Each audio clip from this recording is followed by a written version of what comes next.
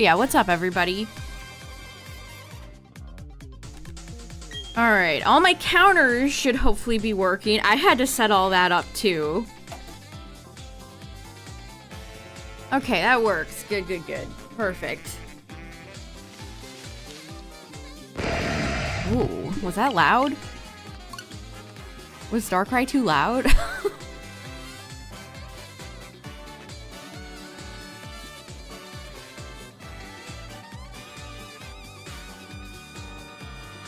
You know, you always forget when you get a new PC, chat, how much you have to transfer over.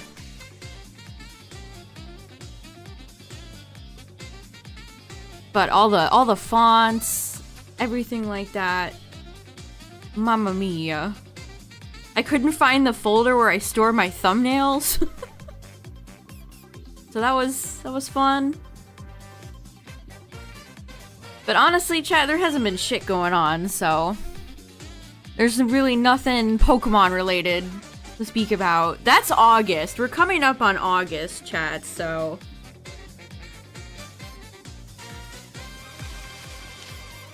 Darkrai seems a little loud. I might have to turn that down.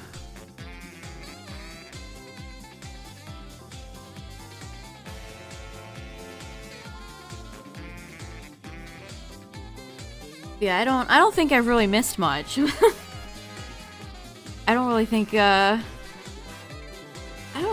been much happening.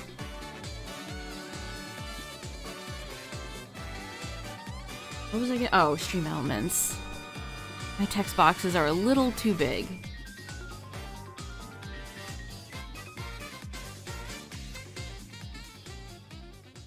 Okay.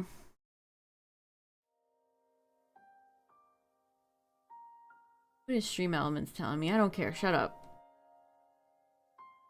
Alright. What's up, everyone? Also, I moved my Stream Deck, so it's much closer to me now.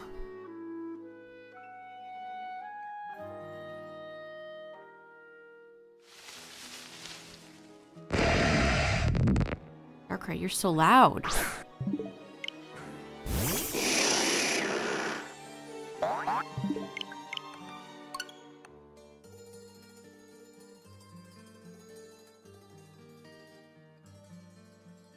Okay, does that look better? Let me test.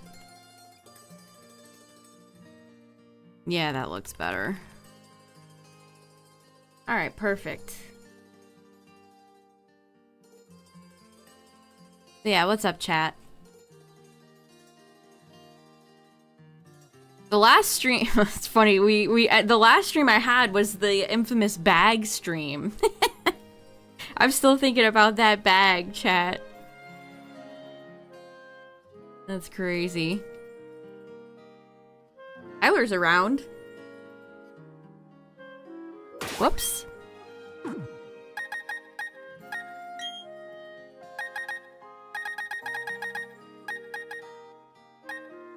Alright, perfect.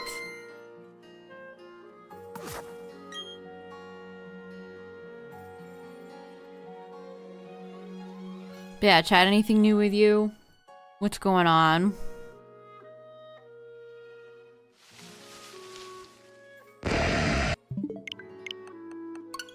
To bag or not to bag? That really is the question. That was insane, chat. Like I said, I've been thinking on and off about that bag for a week. Glorious bag. I wish Bag was in this game. I miss Bag already. Where is Bag? If only Bag was here right now with us.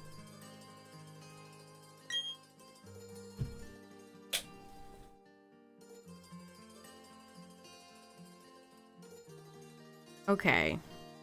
So all the counters should be back. You'd think that the Stream Deck would have like a built-in counter thing that you could have on OBS, but it's a plugin that you have to set up.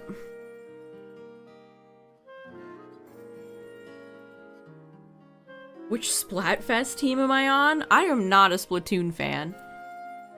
Some people in chat are, though. I saw they're making- speaking of Splatoon, I saw they're making new Splatoon amiibo. It's so funny that they're still making amiibo. Of course, it's for Splatoon.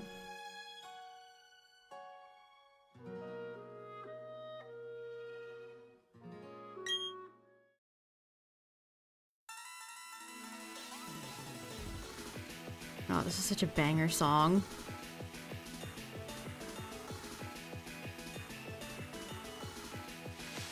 They made Tears of the Kingdom amiibos, didn't they? Amiibos have fallen off such a sharp... They've had such a sharp decline, I can barely remember the last few amiibos. They finished off Smash with Sora. And then I think they made, like, Link, Ganondorf, and Zelda.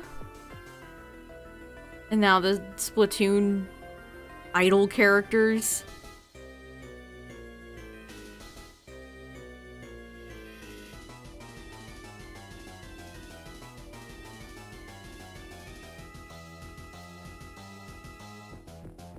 Welcome back. W Day Day, thanks for the 11 months. I appreciate it.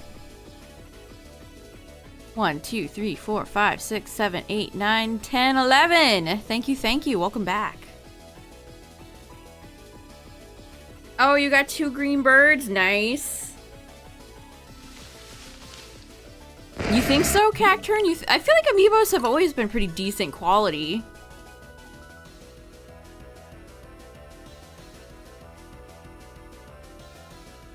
How did they never make Pokemon amiibos, Chad? That keeps me up at night sometimes. Not that I necessarily am like, yeah, we should have had 1,000 Pokemon amiibo, but it's just one of those things where it's like, it seems like it would have printed free money for them, so it's kind of like, why did they not do that?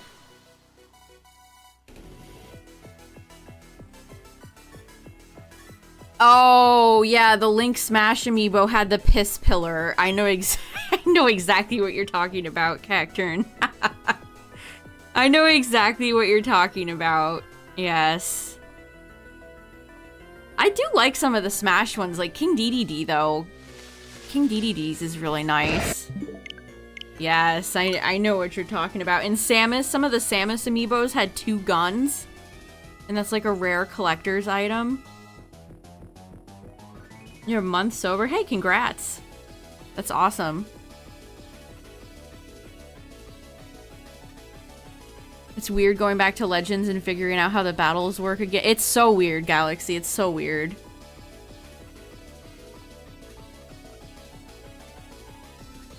Which makes me all the more curious how PLZA... I cannot wait until that trailer. We're getting closer. This month has, like, barely existed. They keep revealing more and more stuff for Worlds, like merch-wise and stuff like that.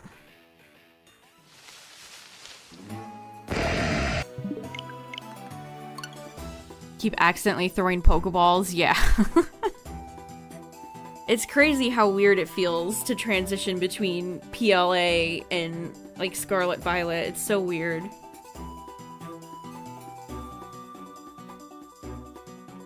Even the ride like, Wordier, Basculegion, Ursaluna, etc. feels so different from Korai and Mirai.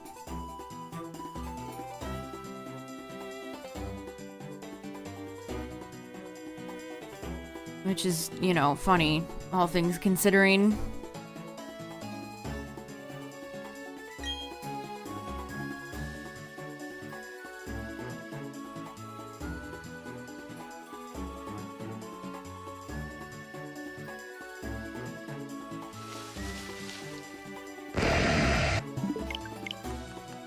Top tier Zelda overworld song. Is there a bad Zelda overworld song? I feel like they're all just 10 out of 10. 10 out of 10.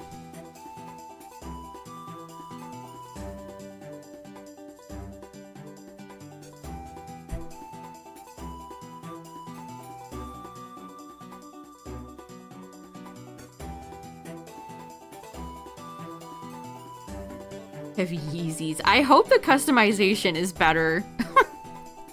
Just broadly speaking, the customization in SV. I liked a lot of the outfits that you could choose from in PLA, so I hope PLZA has some good customization.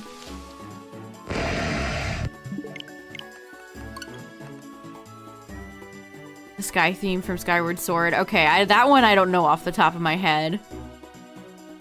I need to play that game at some point.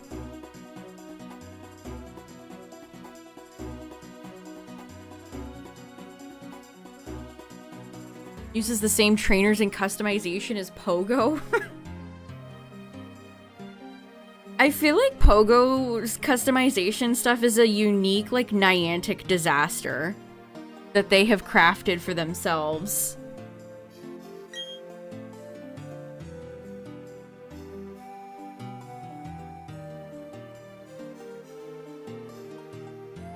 Like, the trainer clothing in Scarlet Violet is dreadful, but at least the trainers themselves are still cute. They don't look like nightmares. Nightmare creatures. Sleep paralysis demons.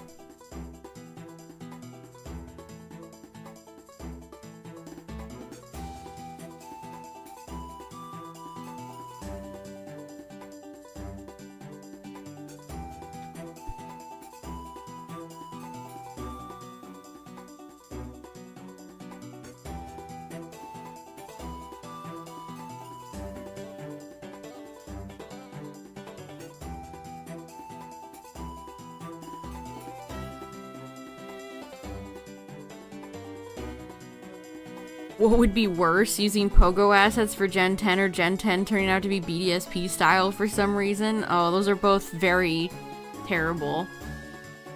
What's up, everyone?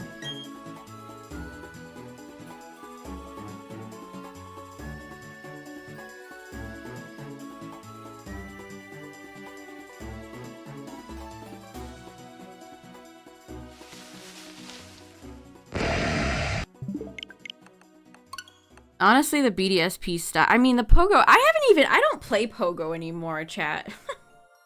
I've only ever seen the images people post online of the new trainer customization. I don't play Pogo anymore.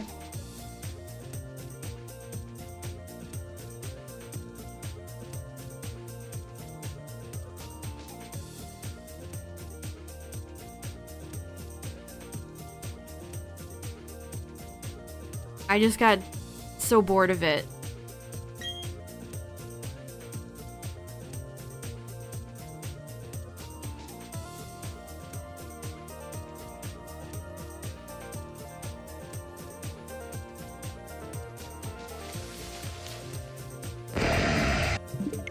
Darkrai's such a cool Pokemon.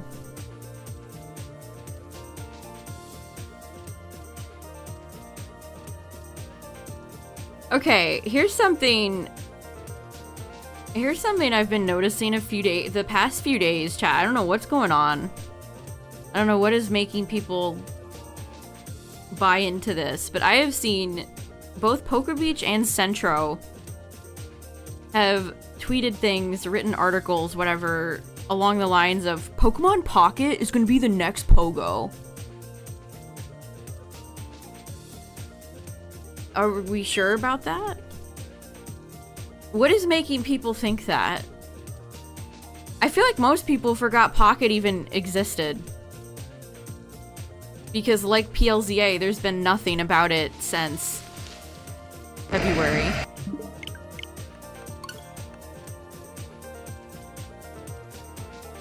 But I've noticed quite a few people that were like, Pokemon Pocket is gonna be the next big thing. Are we sure? Like, I feel like most people that engage in the Pokemon card game don't even play it.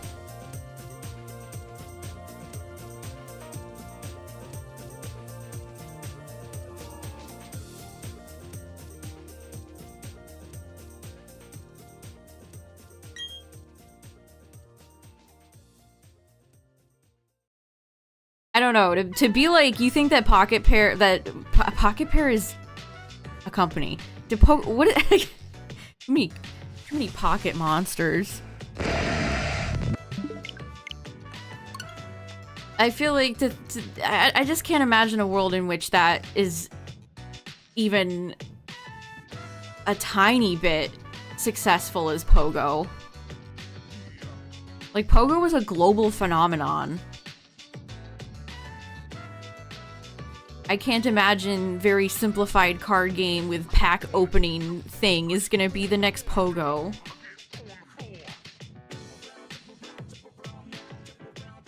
And again, like, most people probably forgot it even existed, right?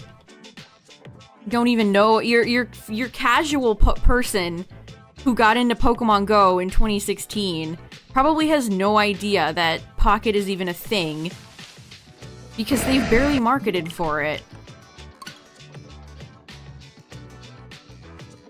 Which I guess Pogo really spread from word of mouth, so maybe that's not a fair comparison. I don't know, either way, I can't see it.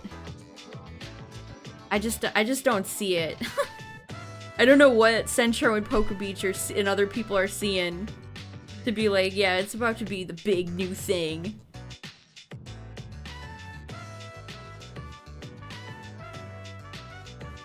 I think we'll get a release date for it next month.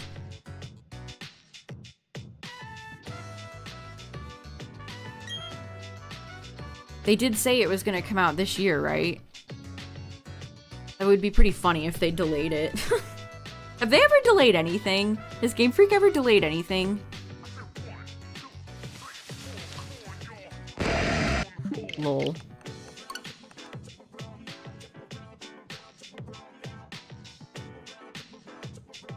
Yeah, that's like, how are they gonna monetize it as well? Is something that's... Because, like, I played a lot of Duel Links when Duel Links came out, Yu-Gi-Oh! Duel Links. And you have to be super lucky to get good cards in that game. Otherwise, you gotta pull out Konami's favorite card of all, your credit card.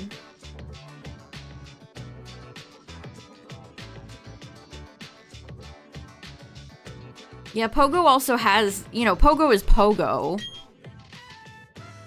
The virtual reality, you know, Pokemon in your neighborhood aspect of it is what made it as popular as it is. What does the TCG mobile app have that compares to that? You know? Blue Eyes White Visa card. That's Konami's favorite card.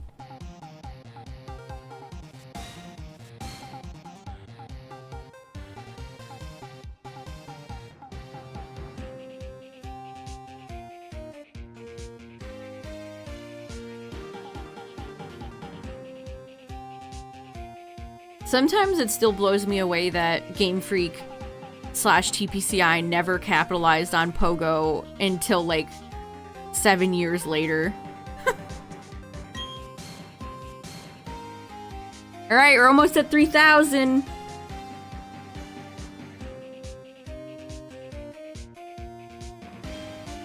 Cyber Commander. That's Tristan's card.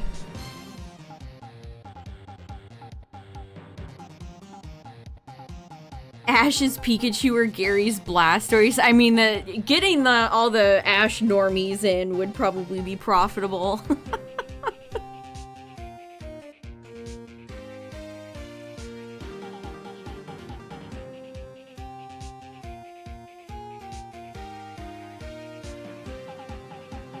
All the Ash stands will pull out their credit cards so they can get their beloved favorite character with Charizard and Pikachu.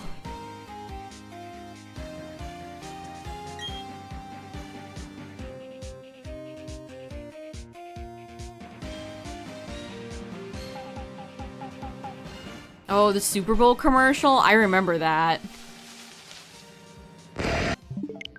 Yeah, this is Ace Attorney music.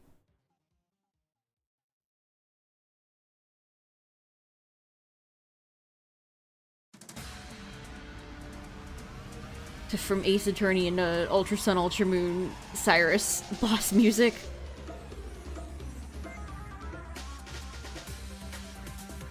Cyrus's theme is goated.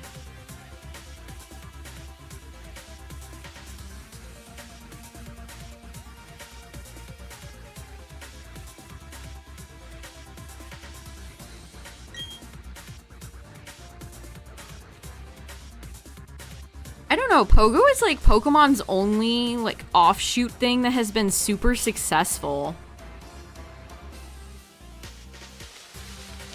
Like Masters and Cafe and Pokemon Unite. I can't imagine they're gonna be around for like a lot longer.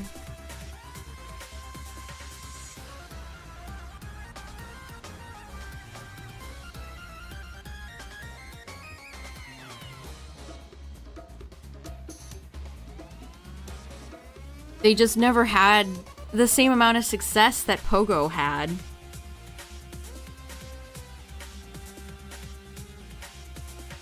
Does anyone still even play Unite? I mean, that's a great question to struggle. I have no idea.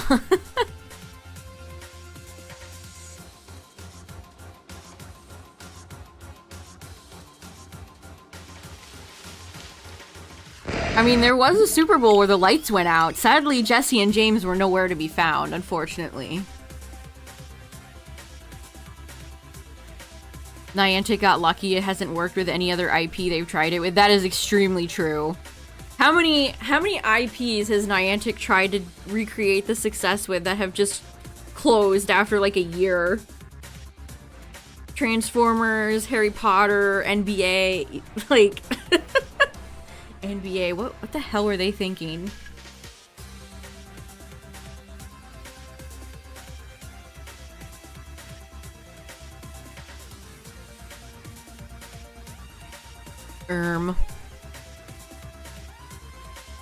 Niantic's lucky shiny Pokemon exist because the game would be far less lucrative without them. That's an interesting point, Cacturn, yeah. Yeah, that's true. I mean, I've never really thought about it like that, but that's absolutely true.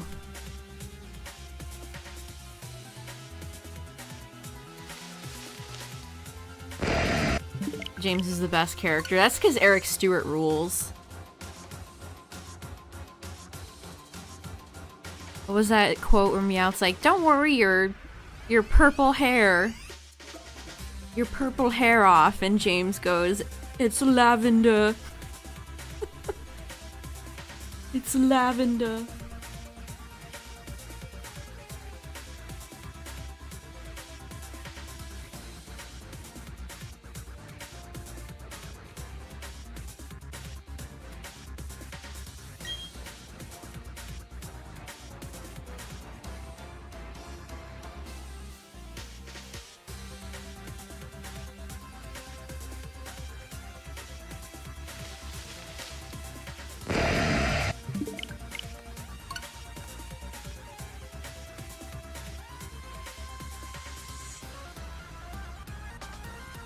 The Pokemon Center still hasn't added the Gen 6 sitting cuties yet, which is a shame.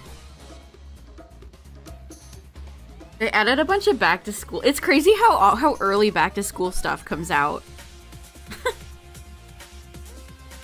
Like, alright kids, you've been out of school for 1 week? Alright, anyway.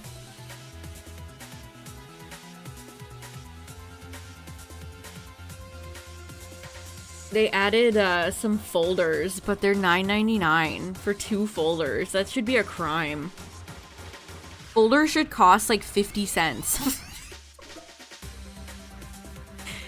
Folders should be like 50 cents. What is happening?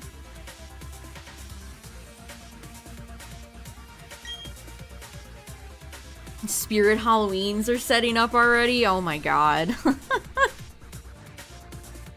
Halloween decorations have been up for weeks. I like that it sounds like you personally, Justin, have set up Halloween decorations in your house.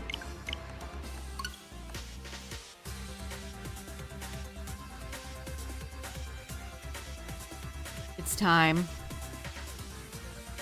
I mean, I would not be sad if it was fall right now. I'm kind of over summer.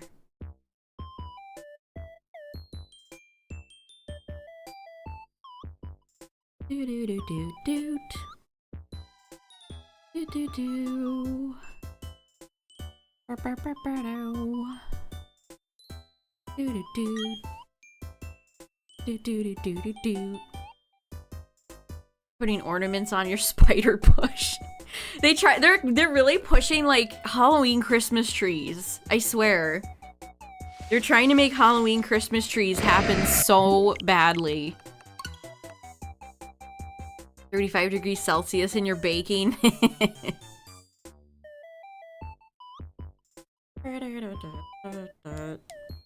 Actually a little cooler this week. It's only in the 80s, but the last few weeks have been like 90s, 100. Pass. Big pass on all that. Listening to Christmas music.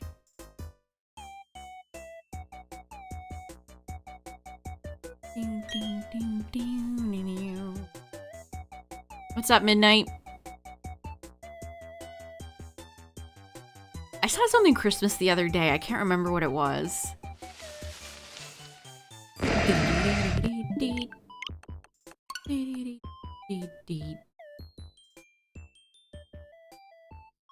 They got you. You were got by Big Christmas.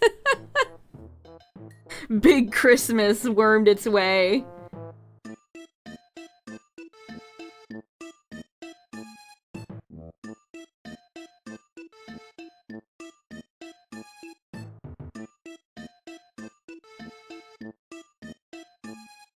Do do do do do do. Earthbound's music is so good. Usually gets copyright stricken though on YouTube.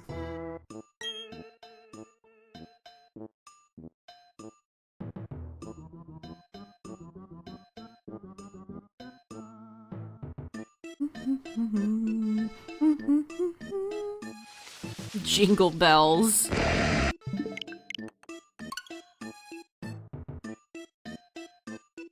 The Christmas hunt I do every year is probably one of my favorite ones, TBH.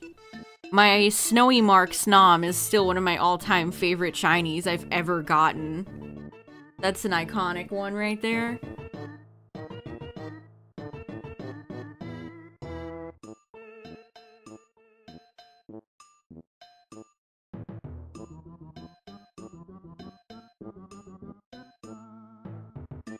Yeah, the Pokemon Christmas Bash with Team Rocket, Brock, Misty, and Ash is too good. Alright. One away from 3K.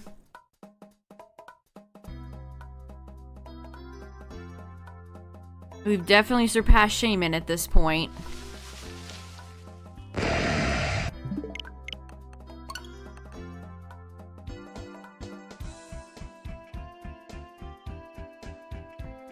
You guys see the Nintendo Switch Joy-Con dock thing, charger bay that they released? Why did they release this like 7 years into the console's lifespan?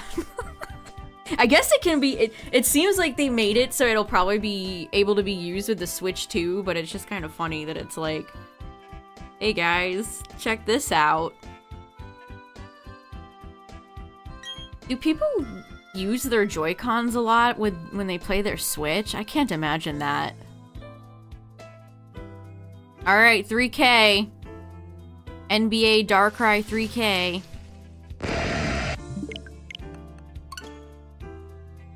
You almost never play handheld? Yeah, I don't really either.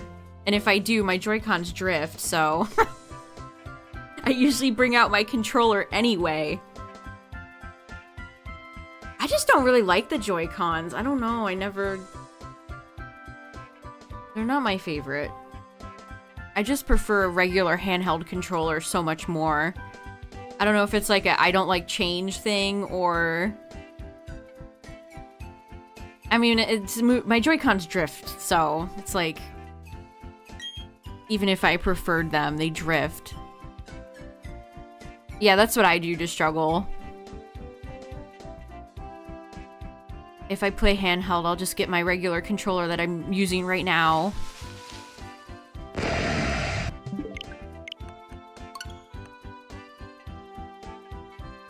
You know what controller I kind of miss a little bit that I loved? I loved the Wii controller. The Wii controller was great. It had so many tactile buttons. It was just satisfying to like hit the home button and the plus and the minus, and the nunchuck was always fun. The Wii just had the most clicky buttons.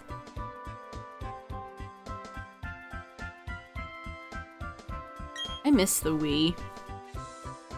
And then you had to set up the motion control bar. Oh, man. I remember all the advertising for the Wii as well. We would like to play.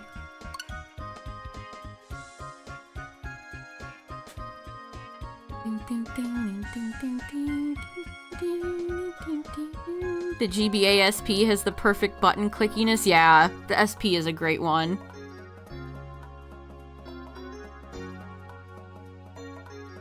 You still use your Wii frequently? My Wii is actually modded. I should bust it out one of these days. Maybe I could bring it out and we could do like Battle Revolution.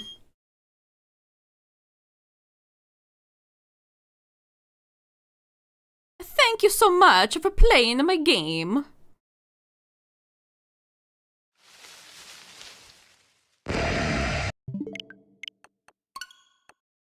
Touching is good. You know what? I specifically remember that tagline with the Yoshi game on the DS. I have like a core memory of looking at the packaging for that game in a GameStop when I was a kid. And I don't know why. I don't know why my brain is like, yes, this is a core memory. Yeah, Yoshi's Touch and Go, yup. I remember looking at that game. It's weird to have nostalgia for a game you've never played. But I have nostalgia for that game that I never played. Did my playlist just, like, stop? Oh, there's just, like, 40 seconds of silence at the end. Okay, thanks.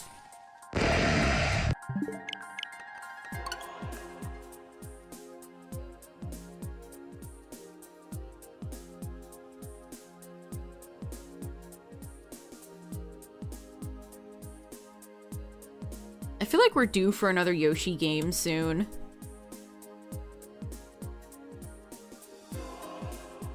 Like it's gonna happen on the maybe like a early Switch 2 title.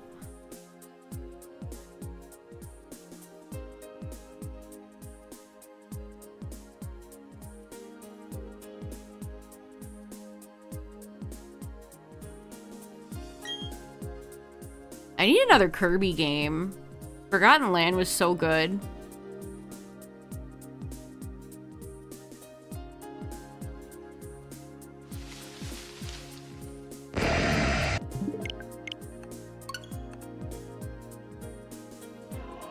Justin, have you cracked into Pikmin 4 at all yet? Pikmin 4, Forgotten Lands. Man, the Switch has some bangers. Some certifiable bangers.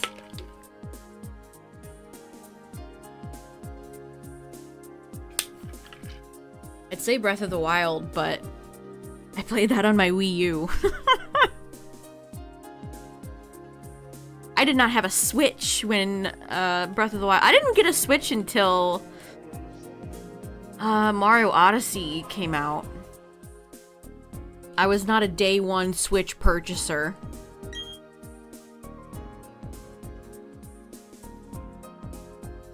Any trauma today? There hasn't been shit going on.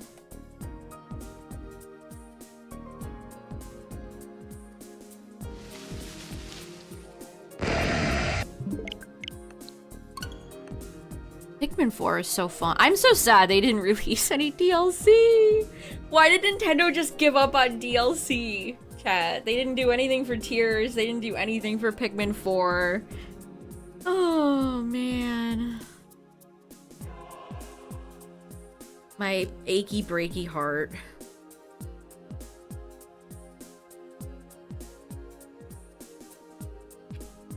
So sad.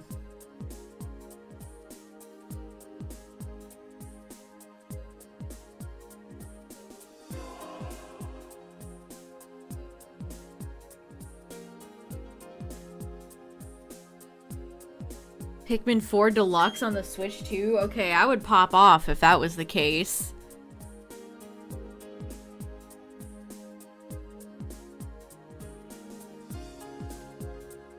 That would be epic sauce. I don't know what compelled me to say that.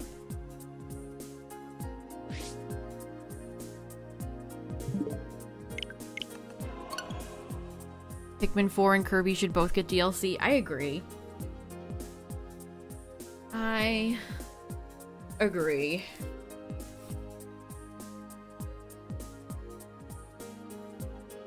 I would have potentially been interested in Tears DLC as well, but it's just over. It's just done. One point I need to get around. I cannot believe that Breath of the Wild doesn't have like an all-in-one with the DLC that I can buy physical.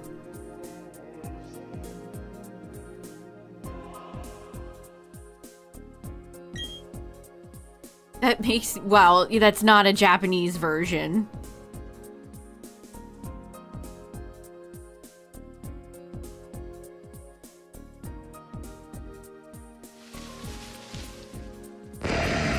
Do you miss E3? Yes. E3 of like years when I was a child. E3 the last few years until it croaked wasn't that great. But E3 when I was a kid, when I would be off at summer vacation and watch E3 and Reggie would be on stage, that was great. Thanks, drumsticks. Hey.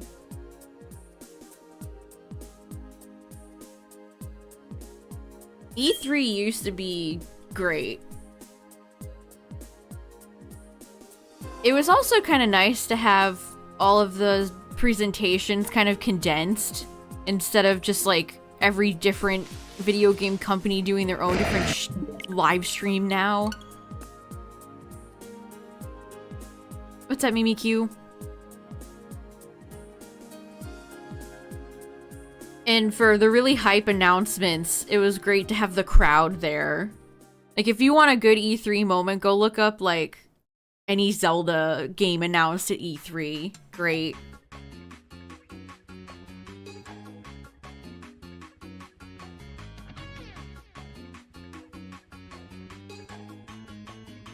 I feel like as soon as Nintendo started doing their Nintendo Directs is kind of when, is kind of when E3 started going downhill. Oh my god, the Twilight Princess announcement was insane.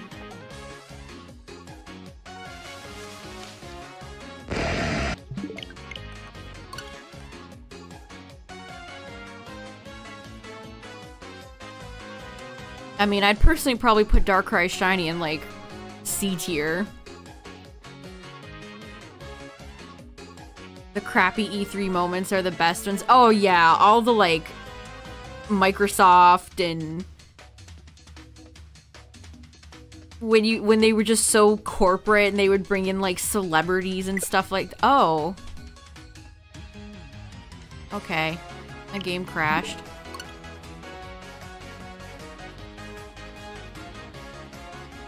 Pokemon Switch moment.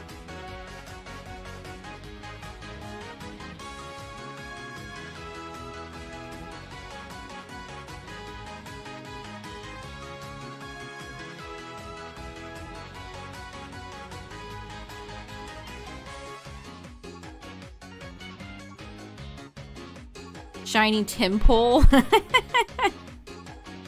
Honestly, I like Palpitoad and Seismitoad. Just get rid of Timpole. Gen 5, they were really like, we're gonna have 1,000,000 3-line families.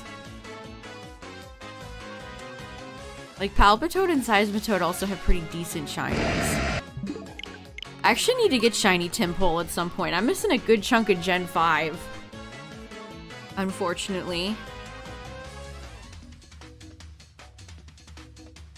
Link's line should be 2 stages. Yeah, there's so many Pokemon.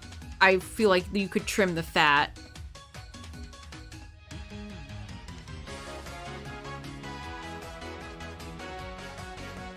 Timpole has a weirdly human face. I don't even think Timpole really resembles Palpitoad or Seismitoad. It's like a little emoji with headphones. It's very strange.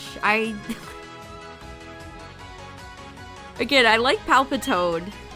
I like Seismitoad. But Timpole's always been kind of a weird one.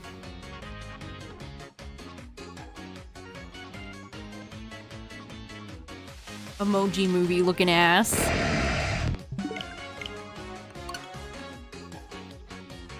Yeah, is it... I feel like they kind of lose the music theme. Like, I guess they have a... Timpole has that because it's a frog and they, like, sing. Or croak. Ribbit.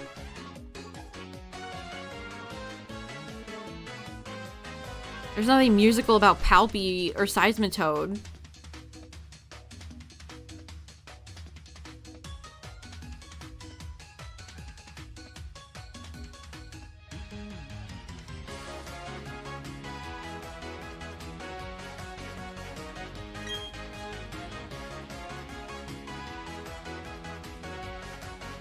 And as a, I guess, an homage to Poliwag and company.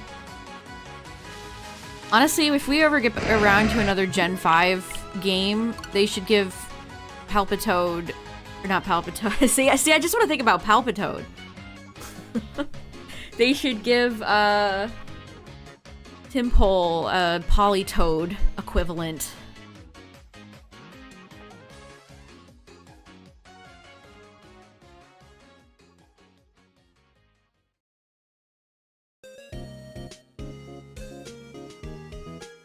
Some Pokemon being ugly. What are the ugliest Pokemon?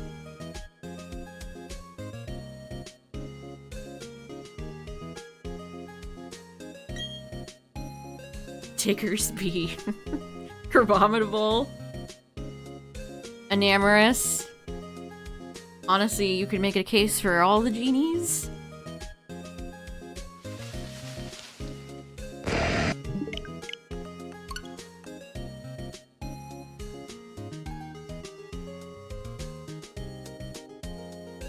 You really could make a case for all of them?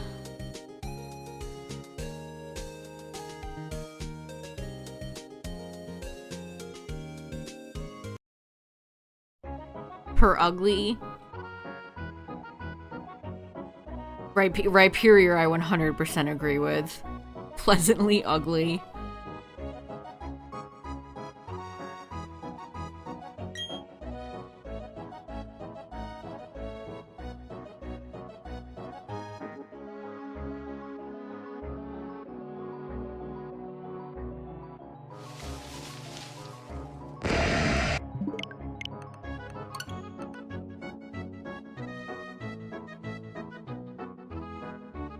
I feel like Bruxish is one of those Pokemon, like, it was intentionally designed to look like that. It's always funny seeing people be like, oh, Bruxish is like the worst Pokemon ever. It's such a casual take.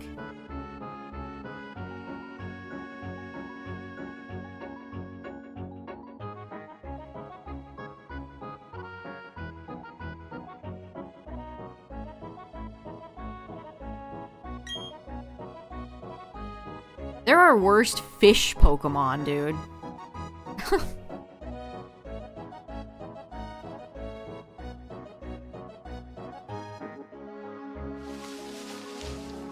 I think Colossal's really ugly.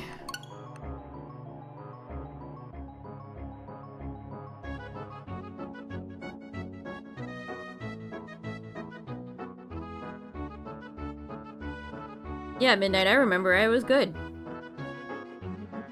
Was the Nintendo Switch scalped when it first came out? Yes.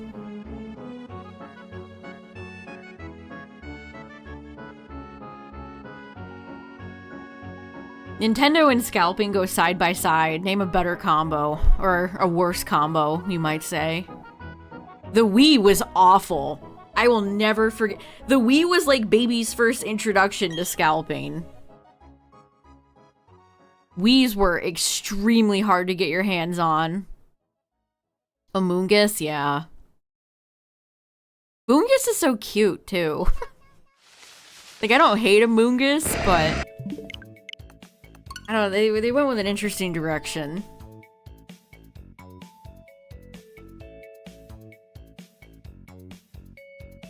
But yeah, the Wii was so bad. I don't know, chat. Are we thinking the Switch 2 is gonna be a big pain in the butt to get? Because of scalpers? Alolan Rattata? Alolan Raticate for sure. God, what a boring, like, nothing burger design for Alolan Rattata and Raticate. That one kind of makes me mad when I think about it.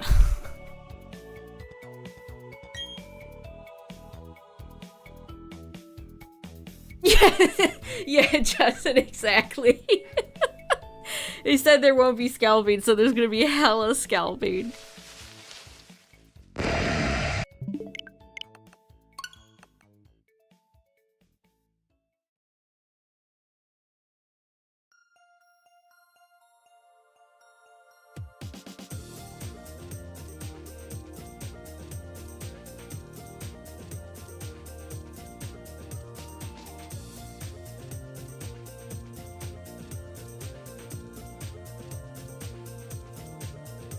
I really hope whatever the Switch 2 launches with, it has a good aesthetic. Camped at a Walmart overnight to get a Wii. I've never camped out at a big box store before. Yeah, the PS5, it was quite bad. I wonder if a lot of people got swept up in the FOMO for the PS5 and just bought one just for the hell of it because it was such a hot ticket item for many years.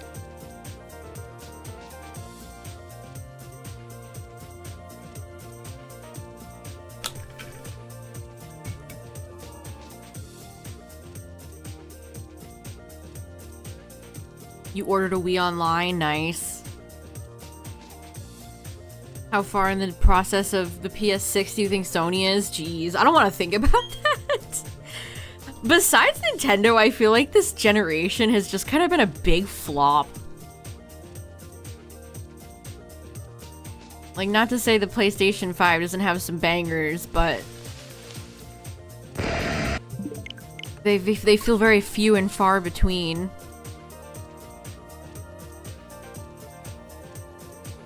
A Wii off Facebook Marketplace for like 20 bucks. Yeah, Wiis are very common now. Or they were.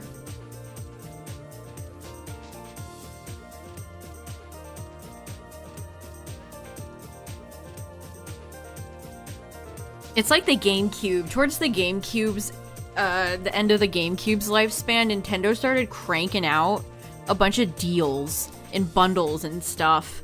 I bet they'll do that for the Switch this holiday season, chat. I bet you anything. They're gonna start doing some mega bundles to move all their stock so they have room for putting the Switch 2 out whenever that may be.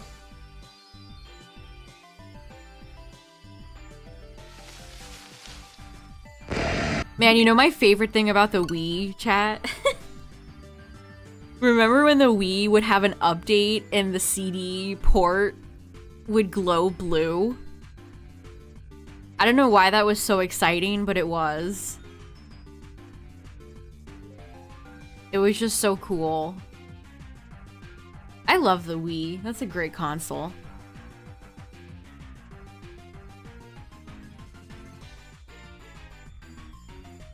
Even the OLED Switch. Yeah, I imagine all the Switches will have deals and bundles so they can get them all out to make room for the Switch 2. Yeah, it did that when you got a message from a friend. Yeah, it's like, if they had a feature where you could have it on all the time, it'd be like gamer RGB.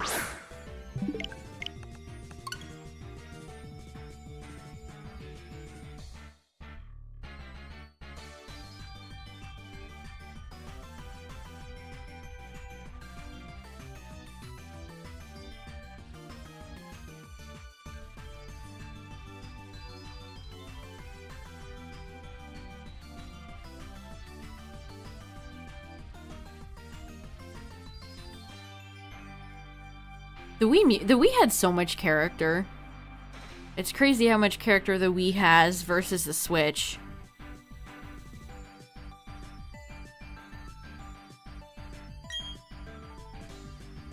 It blows my mind that they never released like themes and stuff for the Switch. That would have been free real estate.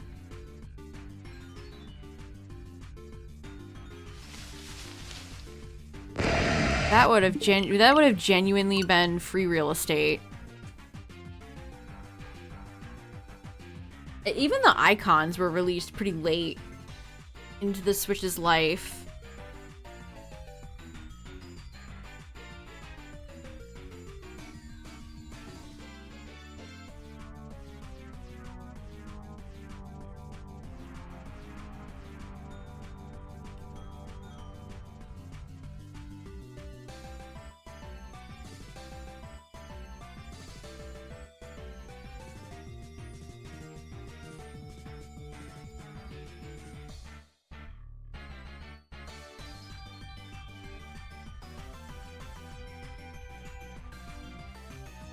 $30.24 in the year 30/24. Prime subscription will be available. I don't know why that happens sometimes. It's not even July 23rd anymore, at least on the East Coast. I don't know if there'll be sales, Galaxy. I imagine they'll do like game bundles, like you buy the Switch and you get a bundle of games. Switch being buggy? No, that never happens.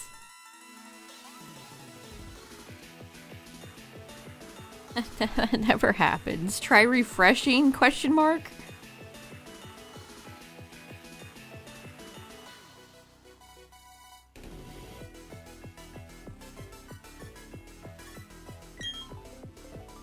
Why is this repeating song?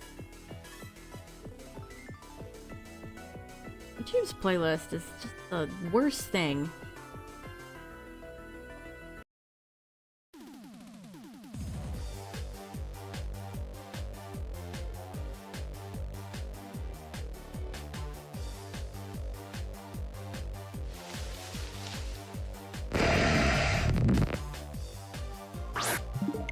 $30.25. Can't believe I'm in the 3000s already.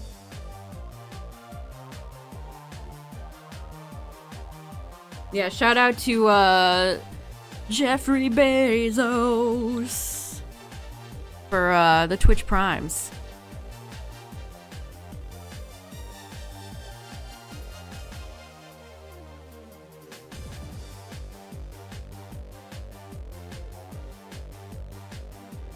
I think they have a deal for like if you sub for like 6 months right now.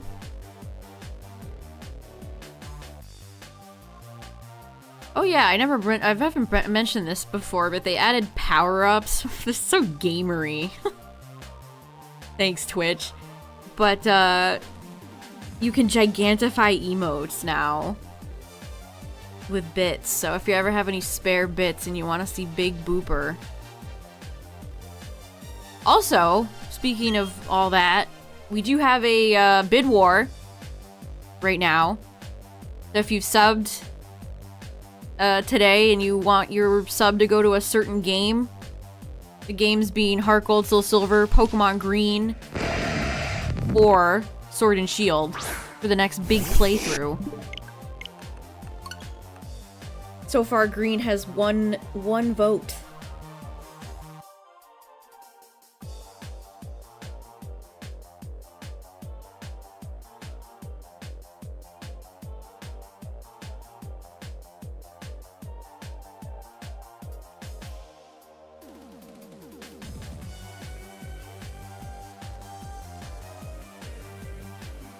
Sword Shield.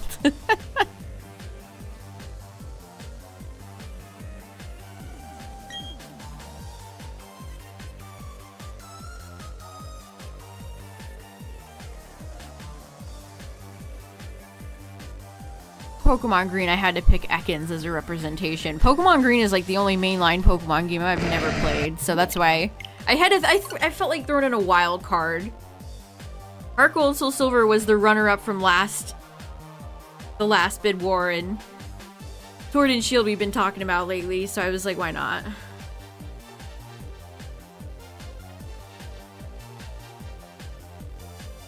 Sword and Shield was like, why not?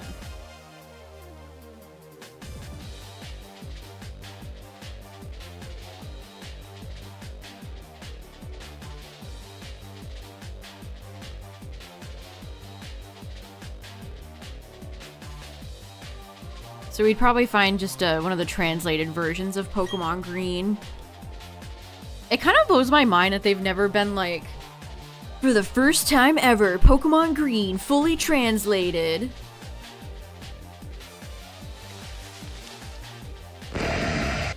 Like, I can't imagine that would take a lot of work on Game Freak's part and would probably get them a lot of money, but you know.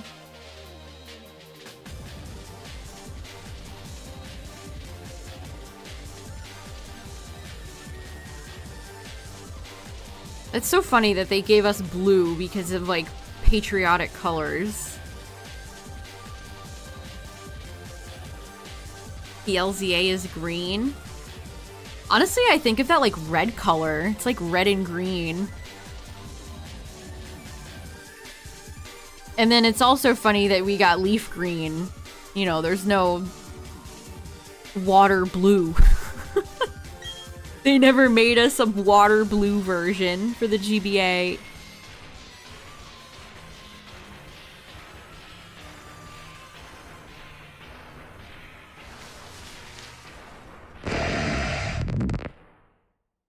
What a shame.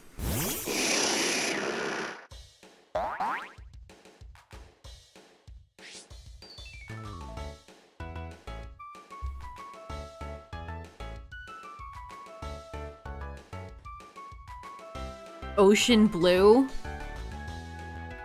Ocean man, take me by the hand, lead me to the land.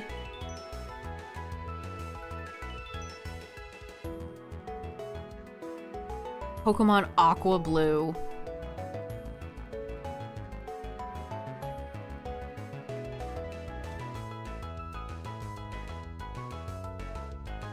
Thunder Yellow.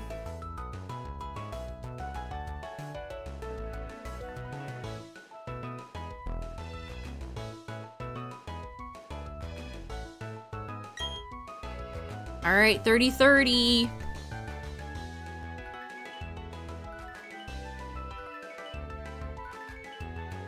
Pikachu's art on the box art for yellow is perfect. Yeah, it is. The old watercolor Sugimori art hits so hard. It's so good.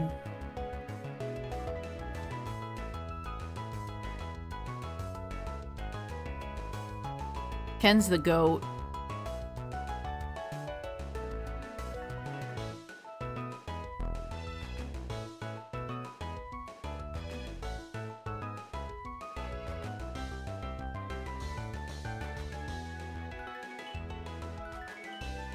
It's so funny. Pokemon Yellow is such a strange... Like, they actively put anime stuff in there.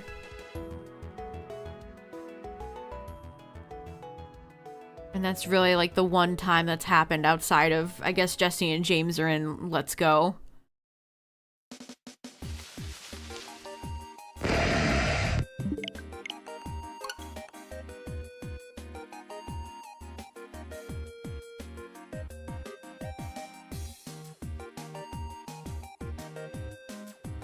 Shiny in 3 tries, calling it now. Alright, Two Heart, we'll see. Yeah, Team Rocket, Jesse and James were in Pogo, and then they haven't, like, appeared in years. Always thought it was exciting to see the Meowth balloon. It blows my mind that they've done nothing with Team Rocket, ever. Outside of, like, having Jesse and James. All they do is rotate the Pokemon. No new members, no story, no other evil teams, nothing. Like, why? Cassidy and Bart.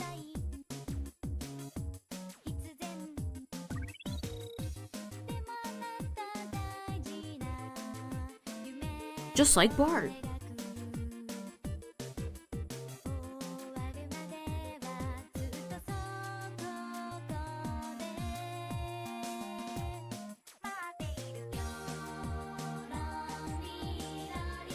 Butch and Cassidy are underrated.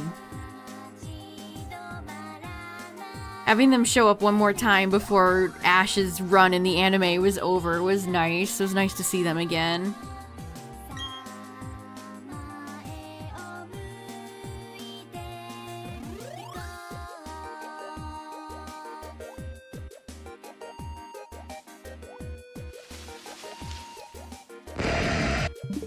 They don't give you running shoes until after you beat Brock.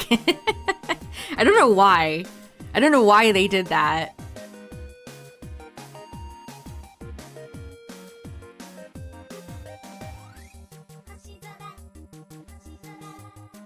Yeah, it's like they make your player character's mother track you down and be like, here, now you can use the running shoes.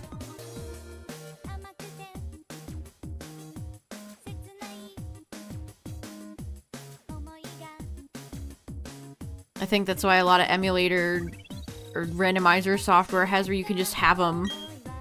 Alright, there we go. 3034. They can just have where the running shoes are on by default. Yeah, they didn't let you use them indoors in Gen 3. That is also true.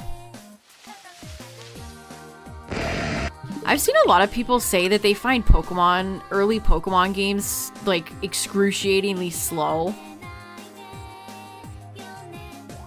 It's never bothered me. Maybe because I grew up with them.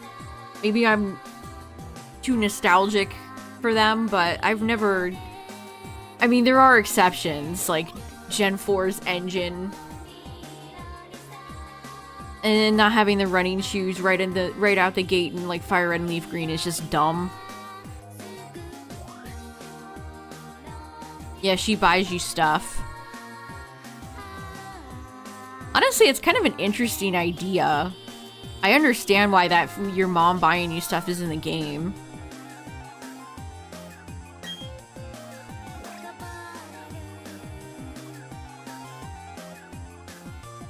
Yeah, it definitely takes like a second to get going.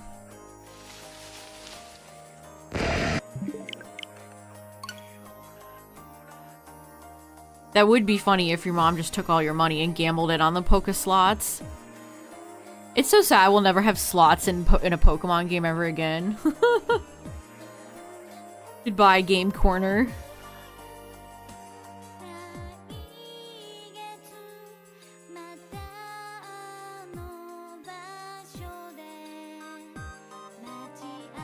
The Game Corner forever no more.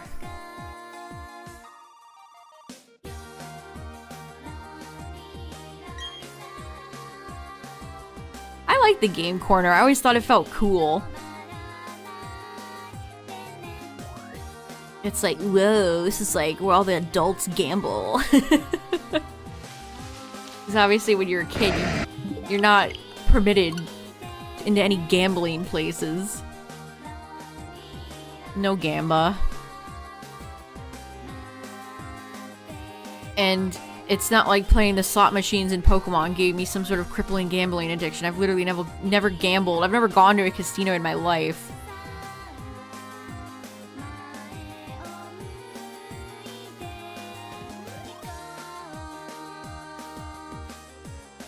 I don't know, I feel like it fleshes out Celadon a lot, and Goldenrod. It's also very Japanese feeling, which I like about that.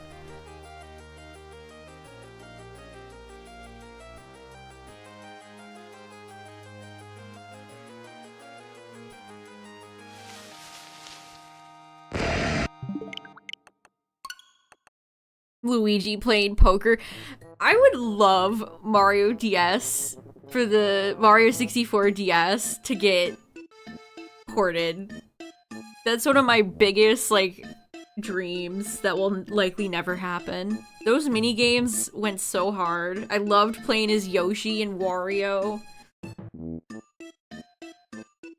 I loved the Find Luigi game. I played that so much. That was my favorite one. Oh, and then when Luigi's playing poker, you just have Toads dressed up in little suits in the background carrying drinks. It's so cute.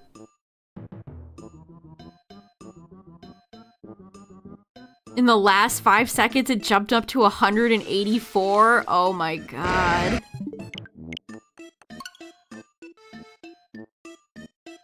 What does CIB stand for? Sealed in box?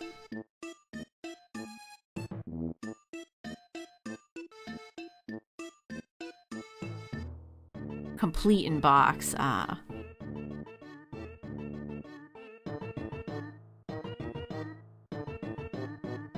Yeah, the toads are so cute.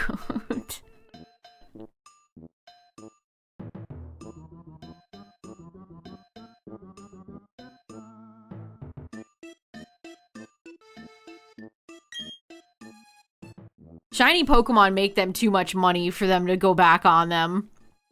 It's exactly like what Cacturn said earlier, where most of what makes Pogo appealing to people is shiny hunting.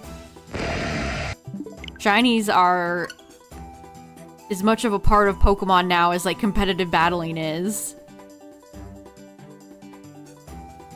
Which, saying that, I do wonder if PLZA is going to have any competitive battle stuff in it, because PLA did not. Like, are we going to be with Sword and Shield? Or Sword and Shield. Please have Gen 10 not start with an S. Are we going to be stuck with Scarlet and Violet until, like, 2026? What's going on?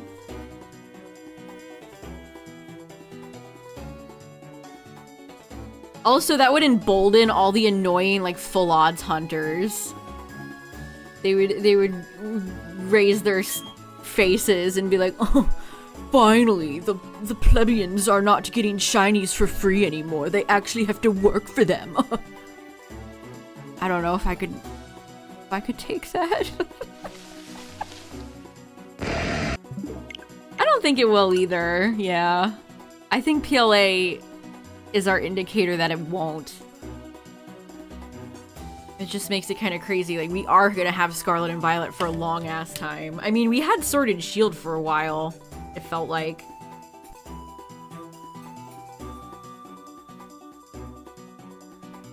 Because BDSP and PLA obviously had nothing for comp. Port a shiny, it becomes regular. That would actually be very funny. They updated Pokemon Home and just zapped all your shinies.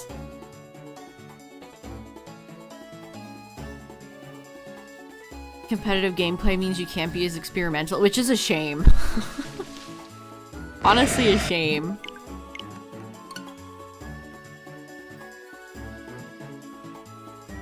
I'm excited for Worlds. I've missed VGC events. Again, I don't know why they scheduled Worlds.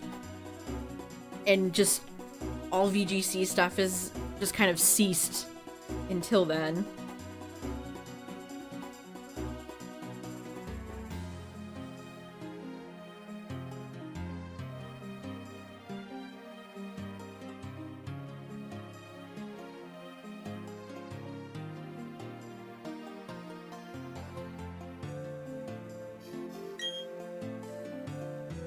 Unite competitive in Worlds? Yes, for like nationals and Worlds, there's usually Unite stuff.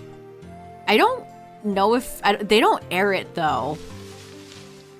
It's like they start with Pogo and then they do TCG and then they end with VG.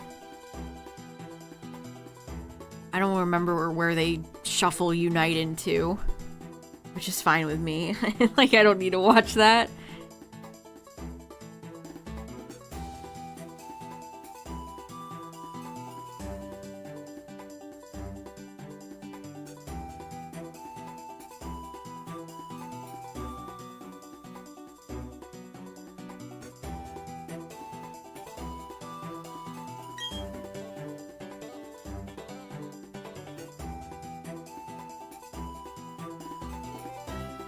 Darkrai.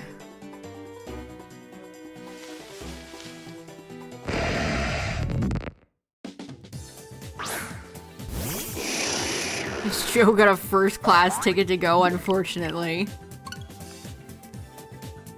Can't wait to see him post his pictures with his scowling, frowny-ass face.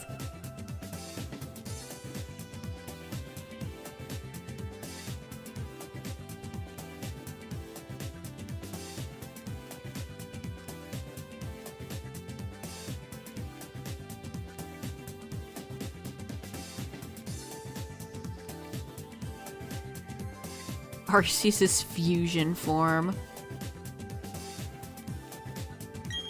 I wish Arceus got more merchandise and stuff for PLA. It didn't really get a ton. Back when Gen 4 came out, Arceus had so much merchandise. Which is funny considering you couldn't even legally get it. Hashtag just Pokemon things. Like when they made Arceus merch back in Gen 4, chat, they made every plate. So they made like a line of Ban Presto Arceus plushies and they had them in every plate color. When they made Arceus Zukon, they made every color. It was awesome. Every plate. That's one of those things that I regret not grabbing back then. I actively think about that all the time, and I'm like, why didn't I pick up all the Arceus plate Zukons back then, motherfucker? Because they're so expensive now. They're so expensive. I goofed it. Like displaying all the Arceus figures with all the colors. That'd just be cool.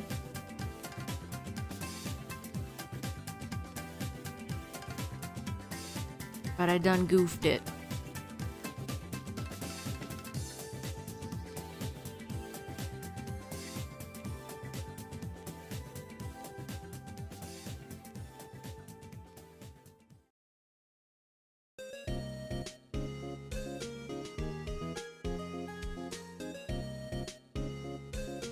It just I gotta get a new playlist. Hold on.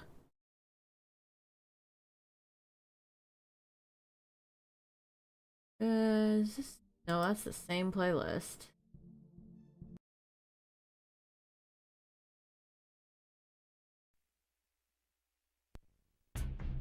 There we go. Pokemon Coliseum music rules. Yeah, I mean, I don't like the ones that are jerks. I'm sure there are some of them that are perfectly decent people.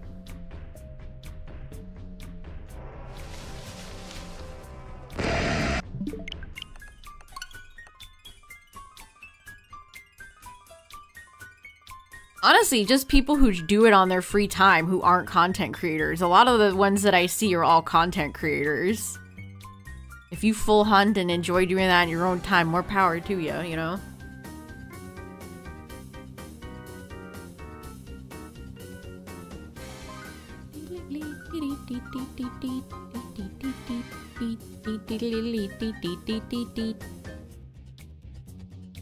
I think soon, chat. Maybe not next month. Maybe not this month, but I think we're due for a Pokemon Coliseum playthrough again. I think that'd be a good yearly playthrough.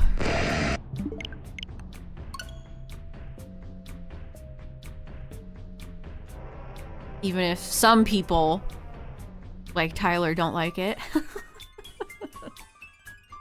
People hate Pokemon Coliseum. That's crazy. Like, it's very flawed. But like most Pokemon games are. Yeah, I've played through Coliseum and Gale of Darkness on stream.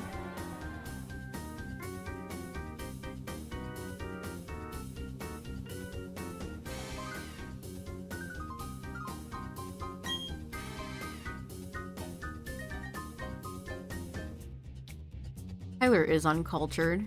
This is so true.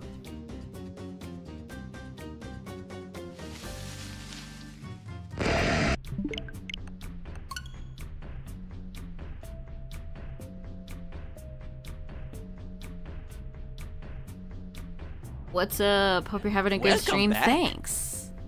That's Oh, there we go. Justin with the 54 months. Where would you like your sub to go?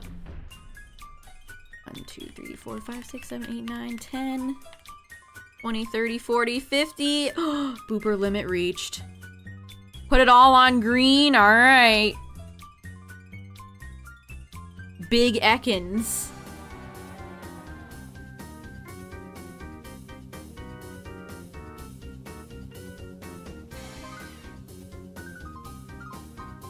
I'll have to use Ekans.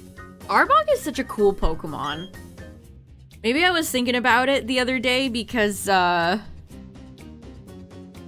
they put up a bunch of, like, back-to-school stuff and there was some poison Pokemon and Arbok was in there and I'm like, Arbok is just such a cool Pokemon. BDSP canonically has the best Ekans. It is hard to top Roomba Ekans. This is so true.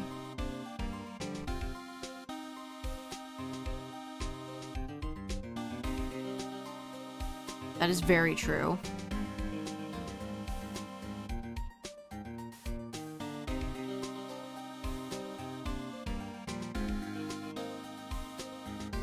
I hope Ekans gets a cooler form than Weezing did, chat. Like, Galarian Weezing's fine. You know, it's fine. But I feel like there's way more you could do with Arbok, considering it's a snake. Yeah, the fact that it changes, it's just a cool Pokemon. Make it into a water snake. Yeah, there's a million different ways you could turn it into something.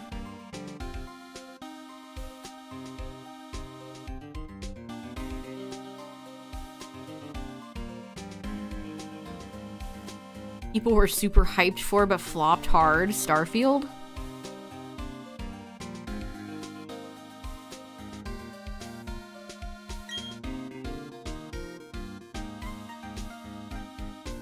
Make it a flying type as if it's a kite. I hope Ekans would get a form. That's something that always makes me sad. Like, Weezing got Galarian Weezing, but Coughing didn't get anything. I hate when they do that.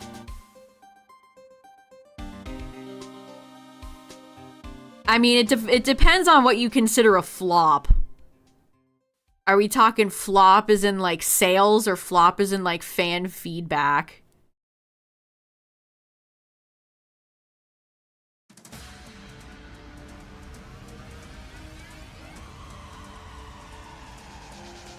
Because, this game one might consider for that, at least in the fan feedback department. It unfortunately sold very well, but as far as that's concerned, you know what? I want to listen to, I want a new Star Fox game so bad.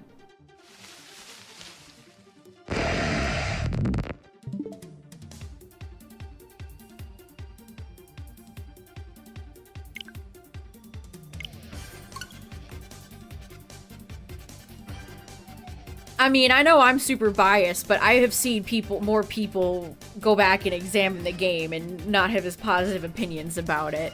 I think that game is just going to continue to age worse the more people reflect on it. I know I'm not alone in that. I also think you could just look at the way it dropped off a cliff on social media compared to how other games have still to this day have a presence.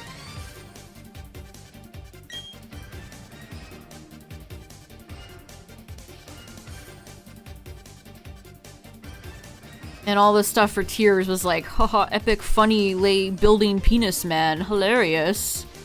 Wasn't even about, like, the goddamn game.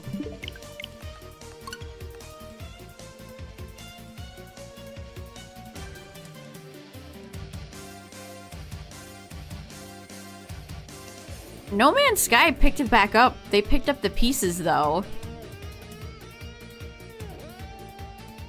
And I guess you could say the same thing about, like, Cyberpunk. But I haven't played either of those, so I don't know.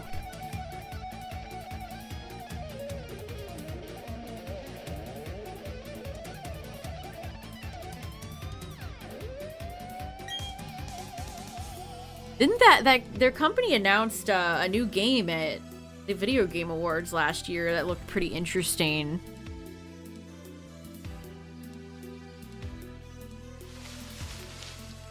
They had one of the few games that I actually thought was intriguing, but I can't remember the title of it right now.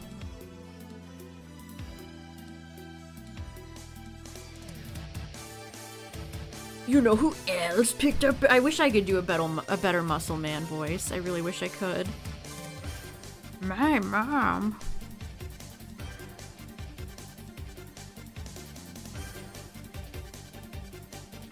This is such a... Corneria might be one of Nintendo's, like, best songs. Not even joking. Nobody ever brings up Star Fox music. It's always Zelda and Mario, but, like... Crazy. Crazy how good these songs are.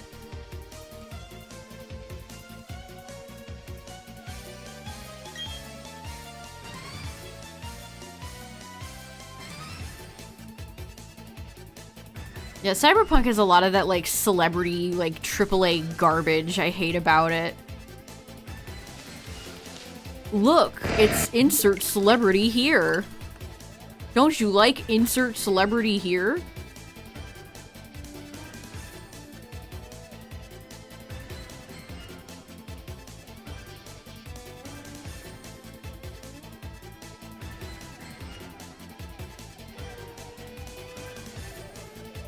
Like, the Witcher series has none of that shit. Geralt is just Geralt.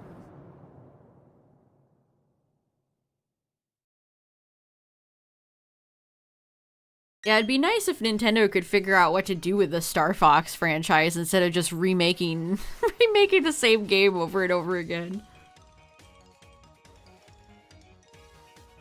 And hey, I'll always defend Star Fox Adventures.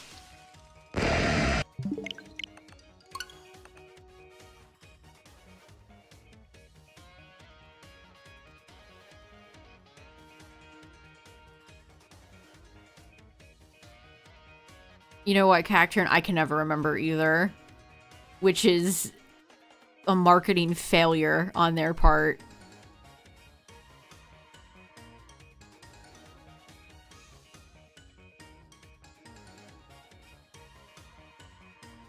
Oh, Bill Clinton kid. Yeah, Jeff didn't let him back on that last year. Star Fox Adventures is fun. Star Fox Adventures is fun. It's not really like a Star Fox game. It's more like a weird Zelda Star Fox fusion game. It was also Rare's last game they made for Nintendo before they were purchased by Microsoft. Womp womp.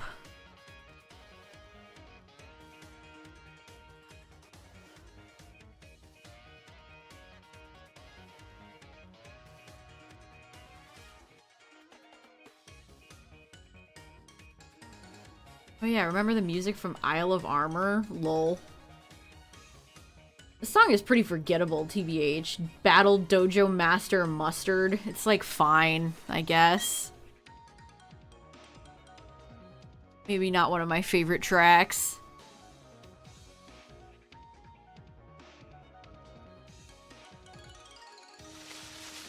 It's a shame they've done nothing with Banjo since, though. Especially after being in Smash. Like, that was the golden opportunity, and Microsoft just sat on it.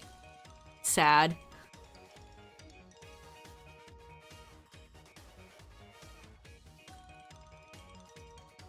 What's up, Mandy? Fallout 76 is still trucking. Bethesda doesn't really have a point. It doesn't really have not a point, choice. Considering Fallout is a popular IP right now, and Fallout 5 probably won't be done for another decade.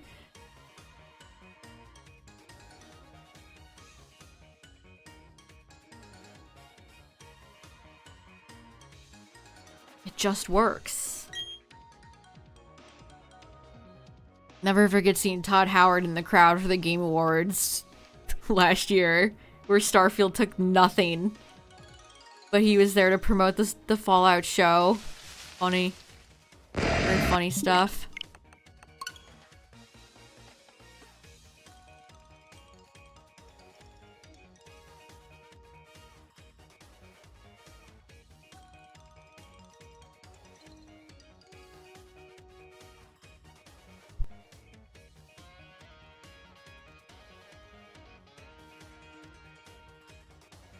It just works. Fallout will take another decade and still be rushed. Look, I don't know how Elder Scrolls is gonna the next Elder Scrolls is gonna turn out. I'm scared. Why did they reveal that so early? That had to be like for the shareholders. Yeah, Nintendo doesn't go buying up tons of other companies, which is probably for the best. They'll do it on occasion.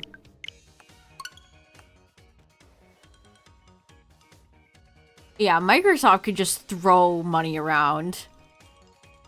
Which they have been, and that hasn't really been working out too well for them.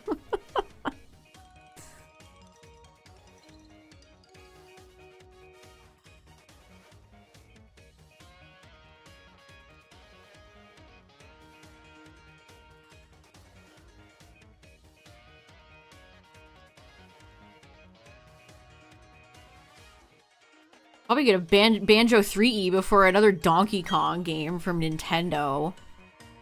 They're just gonna port Tropical Freeze for the next 500 years.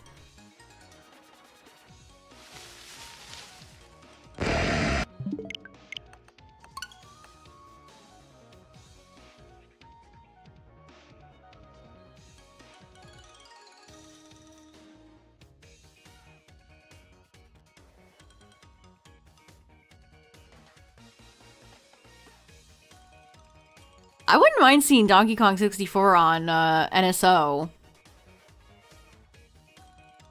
I have a lot of, I have a soft spot for Donkey Kong 64.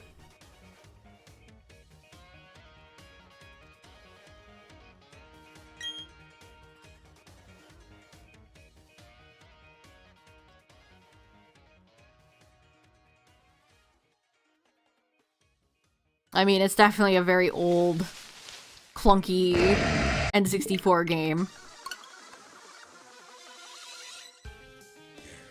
It's one of those games that's become vastly improved by people modding it. Like having the ability to switch between Kongs whenever instead of having to go find a barrel so you can collect all the Kong bananas for each character. It's like when people mod like Ocarina where you can change the iron boots whenever. It's just such a nice quality of life thing.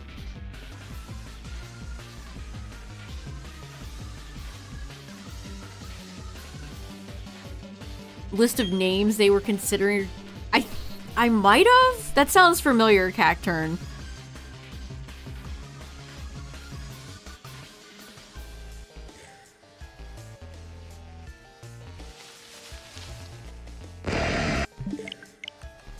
The country games are the best, though. I had the Game Boy Advance ports. I loved those. Rare was cooking, man.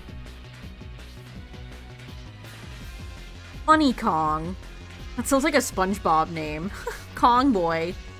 Wild Kong. Kong Dong. Imagine if they called him Kong Dong. Jack. Jack Kong. Funky Kong. Mr. Kong. That's so formal.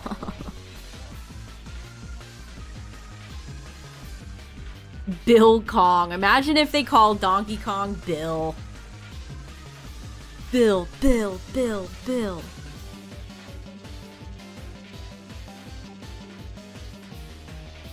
Hydreigon model kit video? Wow, that's quite an old one for me. Their model kits have drastically improved since then, so that's nice.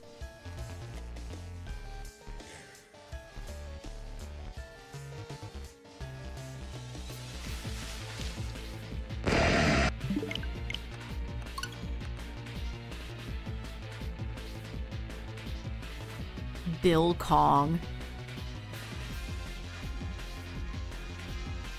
They're making a Donkey Kong theme park. And there's no new Donkey Kong games. It's such a shame. Quite a shame. Kong Holiday.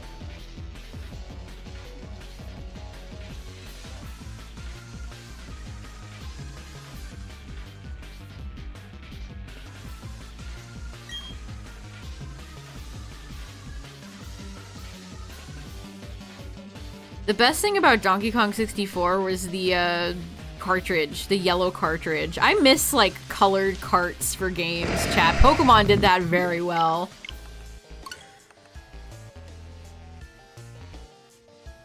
I miss that era.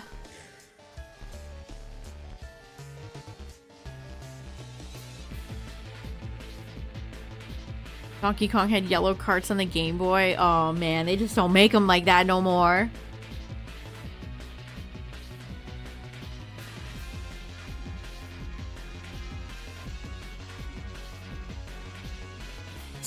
I always forget that was Seth Rogen voicing Donkey Kong. Well, not forget, but like something I don't actively think about. Where's the Sonic 3 trailers, chat? Isn't that movie coming out like this year? Why have there been no trailers for it? What is going on? What is Paramount doing?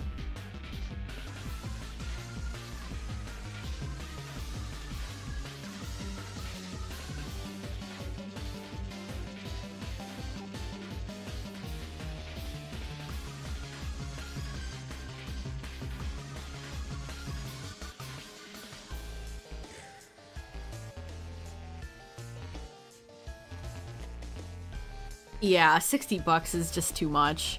Nintendo loves doing that. Here's a game from 10 years ago anyway, $60, full price.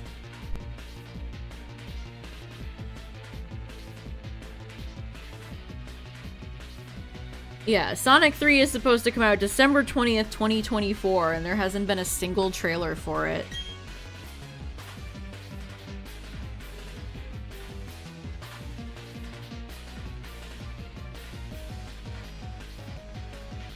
I'll never forget the unhinged responses I got because of that direct. That was so funny.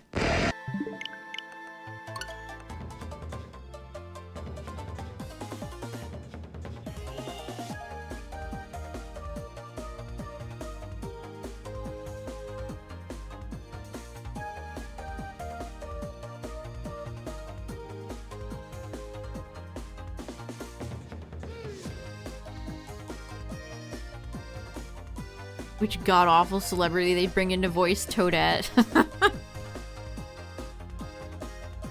Oh, that's awful, Justin. That's awful.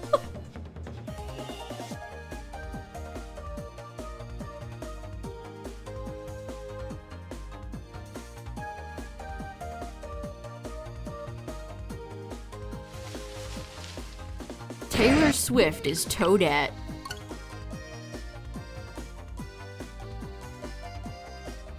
I was trying to I can't even think of like a whatever celebrity. Insert celebrity here.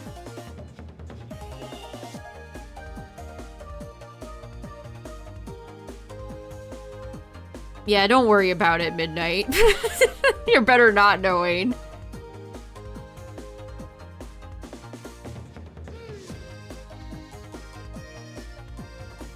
This is anime Katy Perry. No, I don't think that. If you want to talk about flops.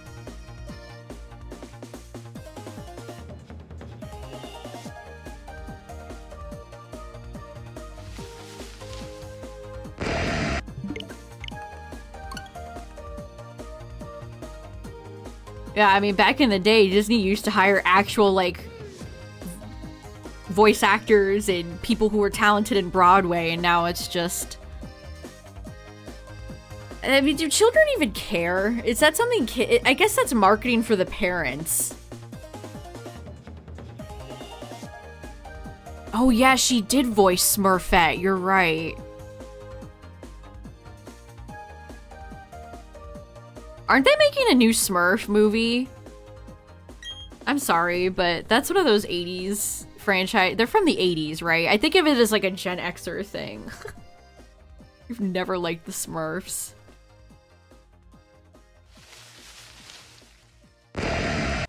Oh look, they're playing Guitar Hero with Barney Stinson.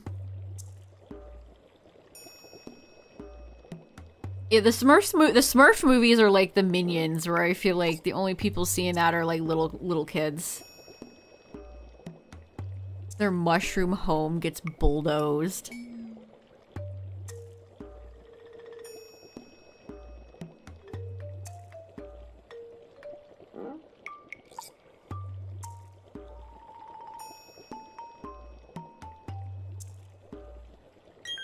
They marketed the hell out of those Smurf movies. I remember they had like Smurfs ice cream and Smurfs this, Smurfs that. What song is this? This is Glimpse of an Other World of the Other World. This is the Wizards theme from Stardew Valley. Another reason Stardew's goated. There's a wizard.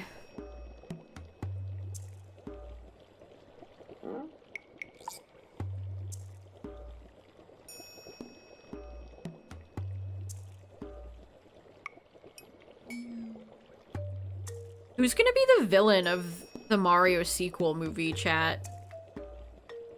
Are they just gonna bring back Bowser again?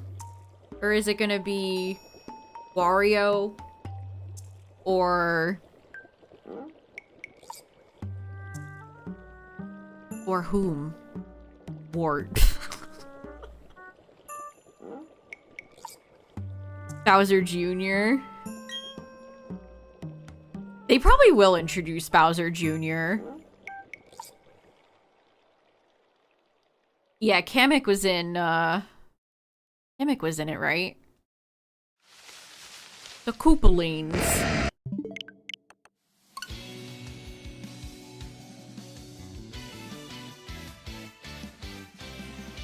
Is Yoshi gonna have a voice, or is Yoshi just gonna go, Yoshi?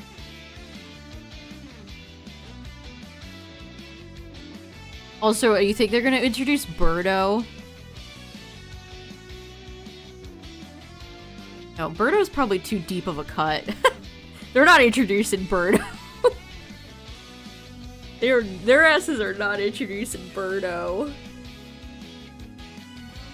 Bowser Jr., the young Sheldon actor. Galaxy, that's a pretty good guess. That's actually a pretty good guess. Birdo will be an Easter egg.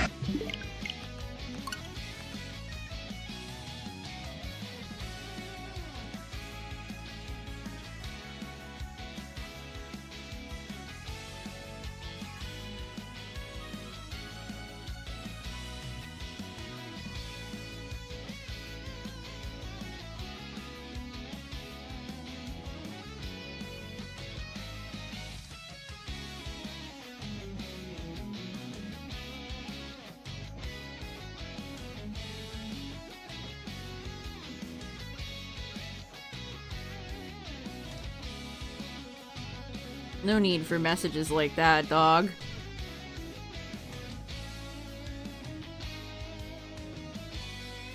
Lore accurate.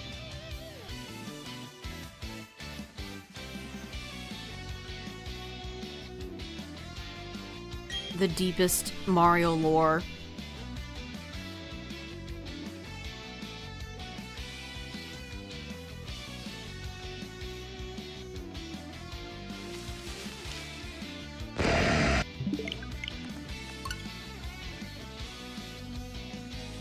Bowser Jr. probably will be introduced, and they'll be like, wait, what? You have a son?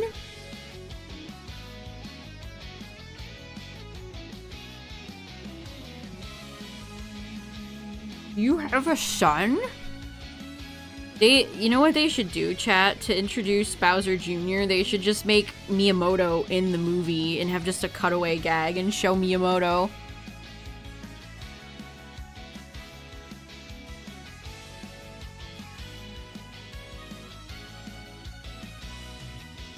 Princess Peach game and it was about her mood swings. Oh, brother.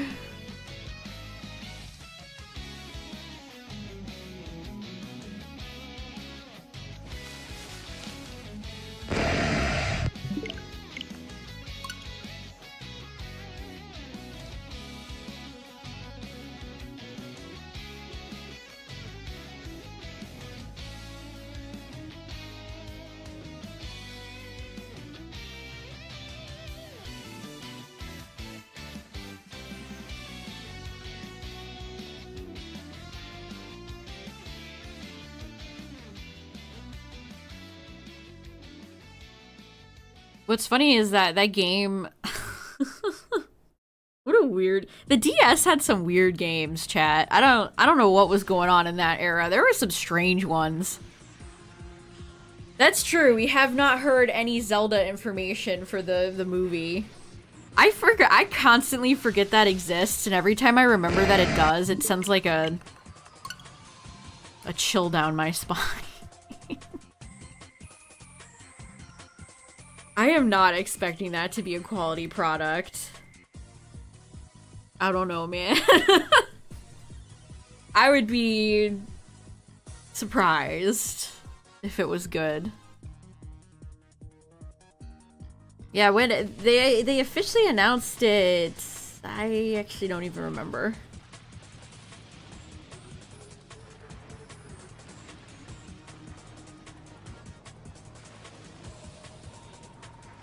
Probably gonna have like 2 more Mario movies before that movie is out.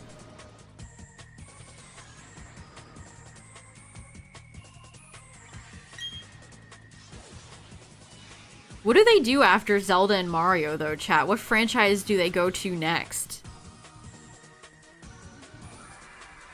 I could see Kirby. Although Kirby doesn't really talk. You'd have to put like Kirby right back at you where you have like 2 kids. Yeah, they could definitely do Metroid, but Metroid seems like it would be a PG-13 type dealio.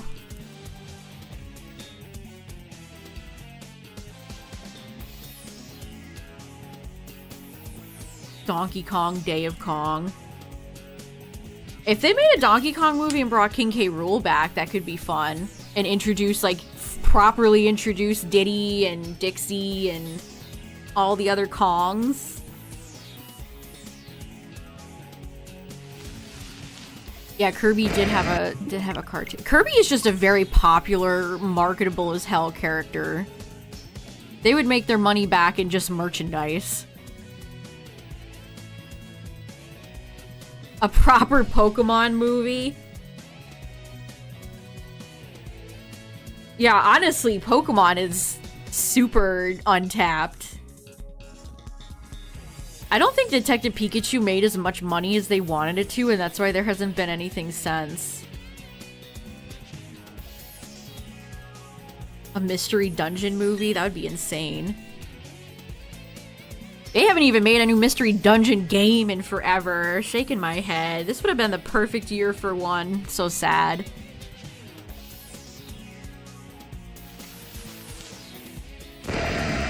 Detective Pikachu is definitely not the kind of movie most people dreamed of seeing. Yeah.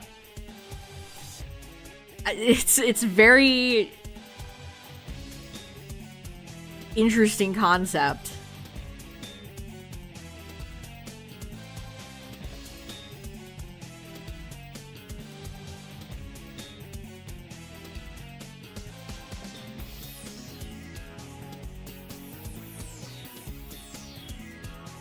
It did get decent reviews, yeah. I hate all the pores on that Kirby. That is a nightmare.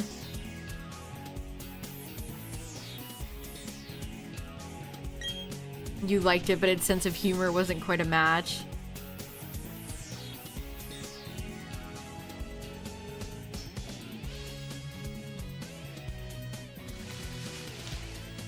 It was a decent enough movie, but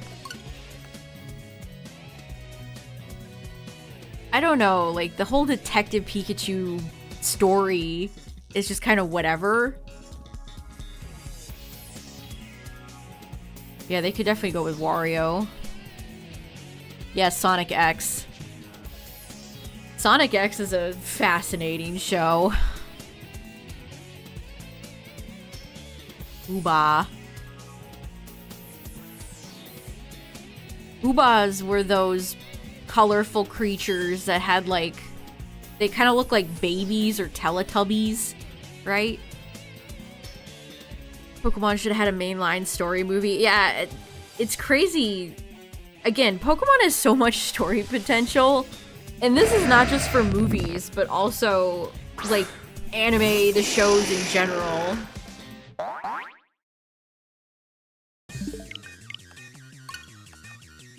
Yeah, absolutely crazy that they were like, Detective Pikachu, this is it.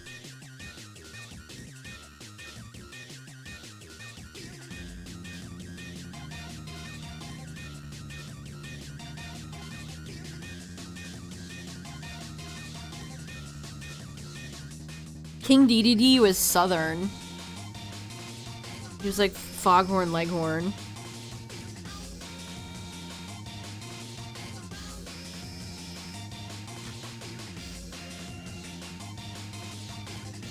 Booba and Teletubbies were made by the same woman who is inspired by astronauts. That is a wild fact.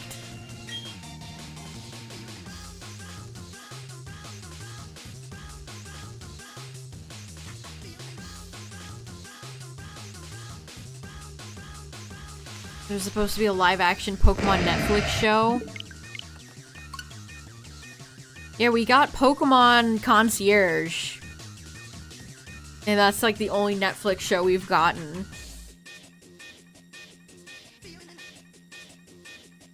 I don't know. They're so Pokemon and TPCI Game Freak, they're so conservative. They do not like taking any sort of risks. Like, even Pokemon Concierge is so short. Like, they ordered another season, which is good, because it was great. But even then, it was so short. They will not commit to anything that large or different.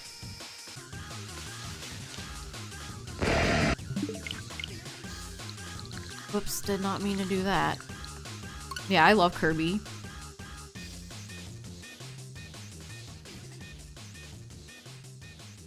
Mario Odyssey. I mean, we don't have Mario Odyssey. Oh yeah, Mario Odyssey 2. I don't know. You guys want to see Mario Odyssey 2, or would you rather see something, a new 3D Mario that's fully original? I'm not the biggest Odyssey fan. Like, it's a fun game, but...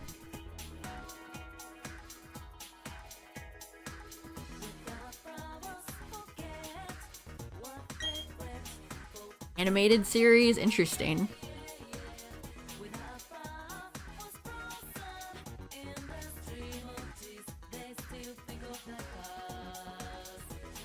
You really love Bowser's Fury?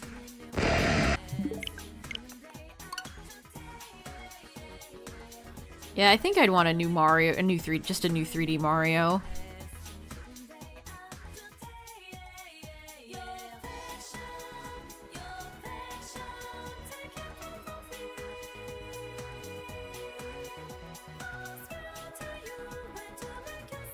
Pokemon anime that's more faithful to the manga.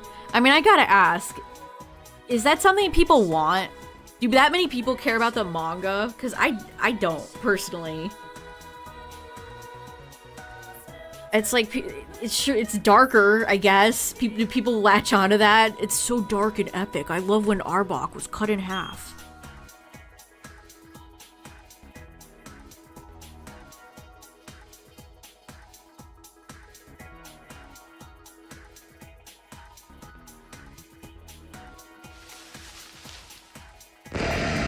I can't really see Game Freak or TPCI ever doing anything like Pokemon and it's super dark. Like, I own a few chapters of the manga, but it's definitely not like my favorite. Every time the manga is brought up, it's like, it's so dark, dude. It's so dark.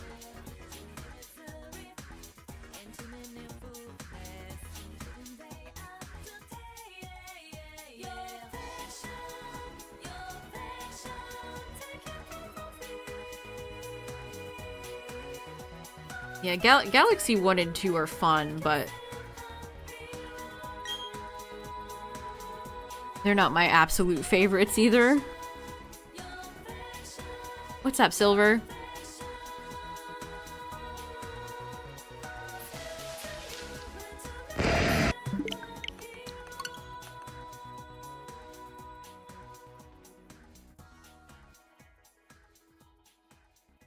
I mean, I haven't caught up to any, like, modern chapters of it.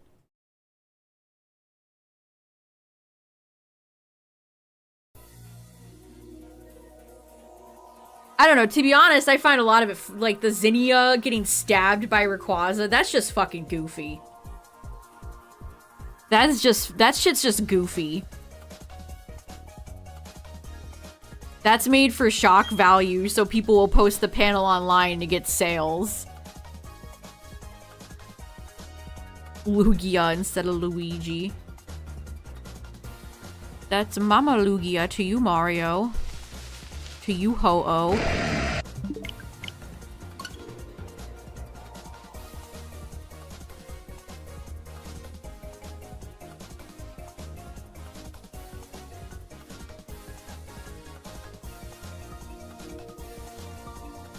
Zinnia deserved it.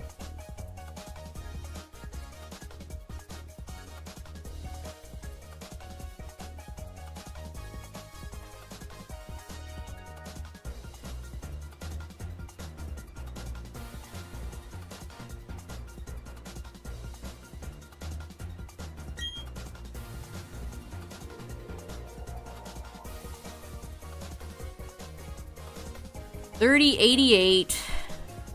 Zinnia is weird. I'm not arguing with that one.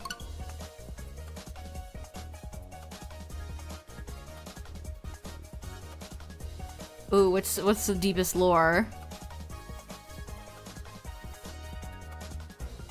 Does she just continue to spout nonsensical? Does she go Aster, Aster in the manga too? My tribe, the Draconids. Aster, Aster.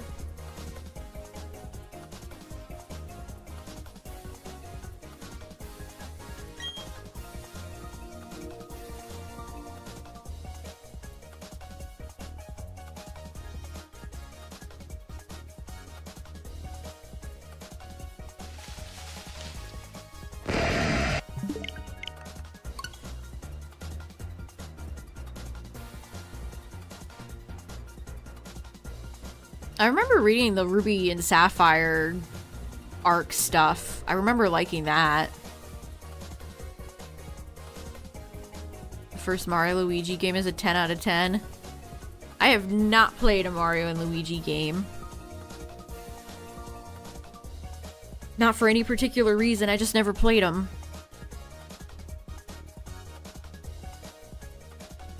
There's something in the water right now, chat. I've noticed. I was browsing Steam. I've been browsing Steam lately because I've been looking for new games. And I've noticed so many indies that are just legitimately Paper Mario style. Cut and pasted. That's the new farm sim. Indie games that just look like Paper Mario.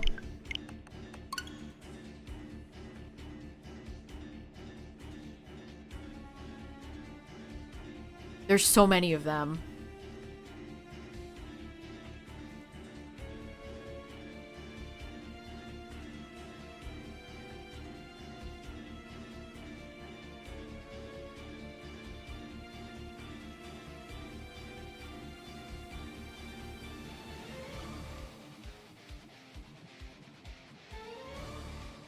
Some of them look like Paper Mario and they aren't even like, you know, RPGs. they just have that style. That like exact Mario, Paper Mario storybook style. It's wild.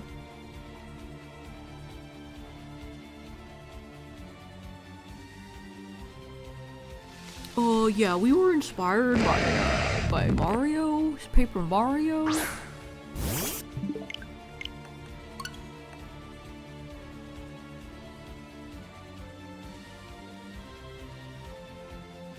I don't know. I think to a point, it's just kind of like, your game looks like a cheap copy, a knockoff. I think it's fine to get inspired by styles, but when your game just literally just looks like Paper Mario, it's like, okay.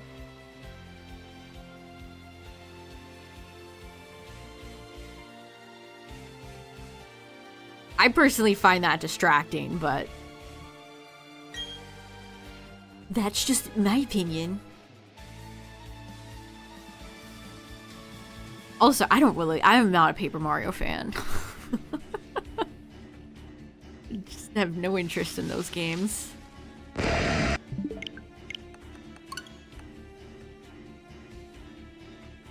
It's everyone's least favorite Pokemon rival. Trace.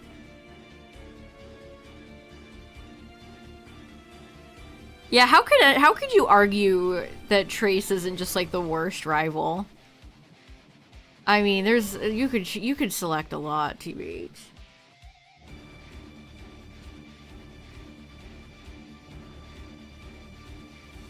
You think Barry sucks? I think you're right. Haha, it's so funny when Barry goes thud.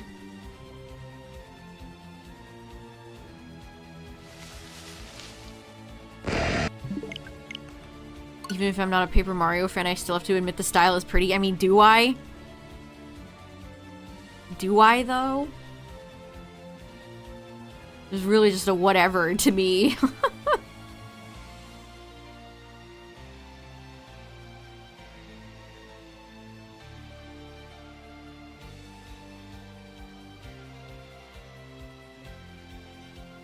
Who is Trace exactly? Exactly. That's your rival from Let's Go Pikachu and Eevee.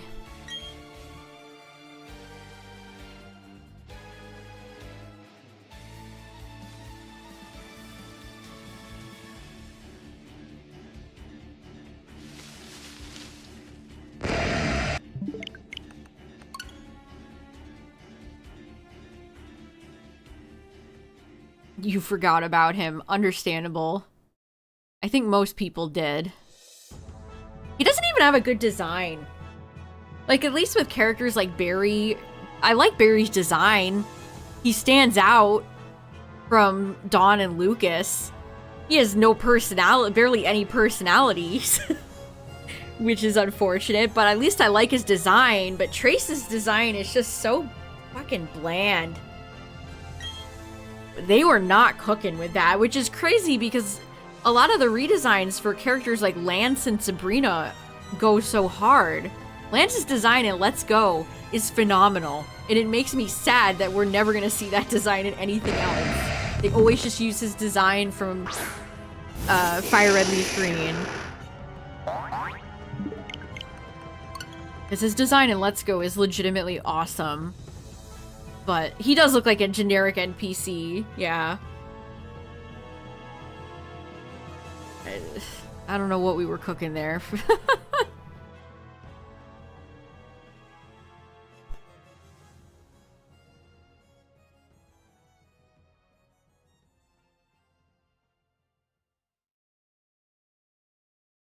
"80% of the way of being a great game? 80 might be a little high. I maybe would say 50, 60%.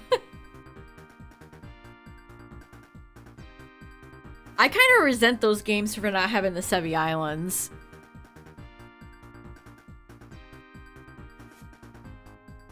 Like, if you're not gonna even add any, like, new content, what's the point? If you're not gonna at least have the amount of playable content that Gen 1 has had in the past, what are we doing here?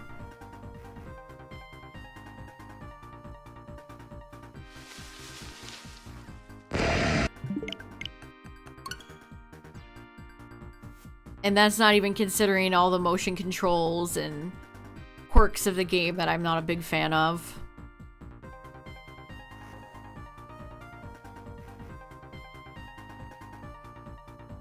He looks like Ronald McDonald because he is a clown.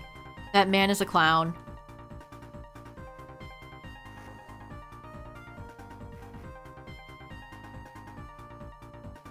Yeah, they were like, let's do Gen 1 again, but do the barest minimum. Again, I bring this up so much because it's such a fascinating little segment. And I swear it's almost like they wanted to include more, but they just didn't. But there's that one part in Let's Go Pikachu and Eevee in the basement in Celadon when you're fighting Team Rocket. And you take control of Pikachu and Eevee to, like, solve a puzzle or get an item. Why was that the only time you do that? I thought it was fun to control Pikachu. I'm like, this is kind of cool.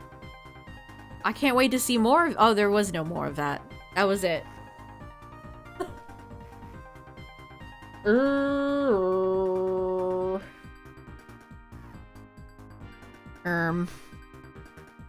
Okay.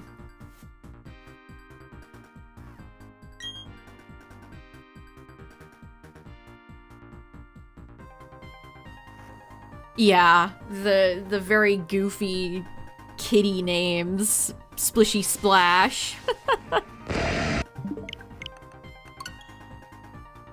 The Sevi Islands were awesome. I've seen some people shit on them, and I completely disagree. I think the Sevi Islands were cool as hell. Especially since a lot of them invoke, like, Gen 2 vibes. What's up, Nightmare? Baddie bad.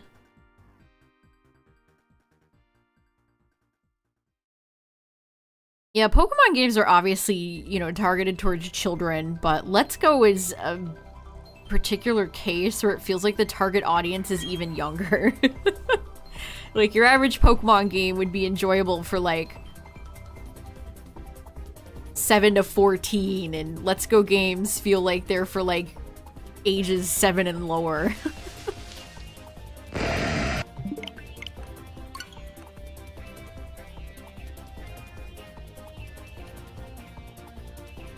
Which is exactly how the Detective Pikachu games feel.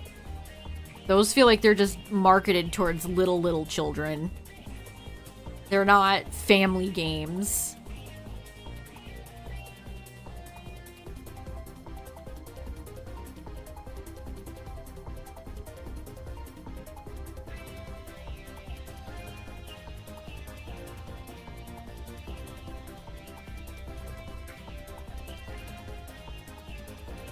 Which Game Freak is well aware of its, you know, millennial adult audience. So when they make choices like that, it's weird. Bugsy's a guy. What's up, Just Struggle? You have not missed anything.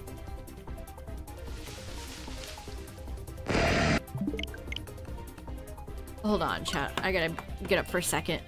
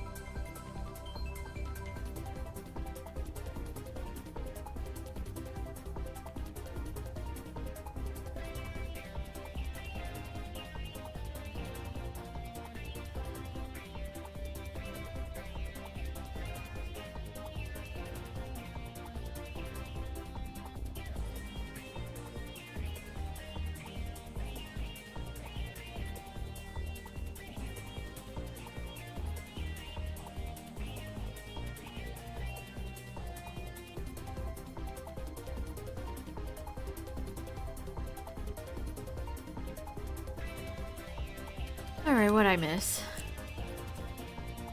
Pokken might- oh yeah, Pokken did have a weird problem with its audience, definitely.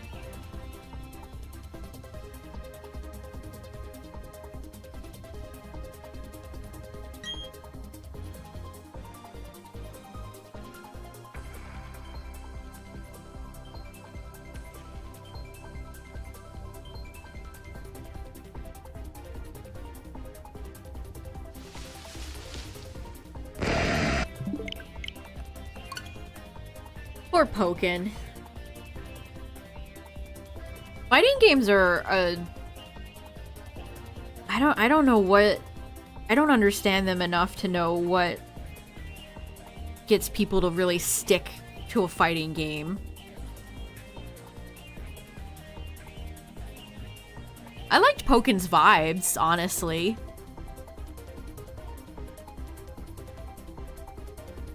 Still haven't done significant progress to it to this day. I want to say I played there was a demo, right?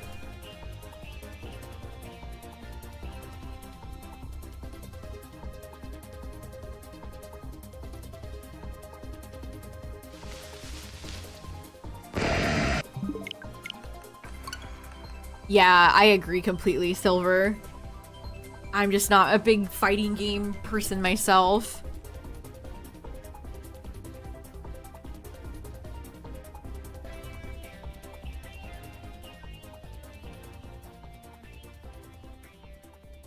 I would get Pokken for the Switch if it was a very, very good sale.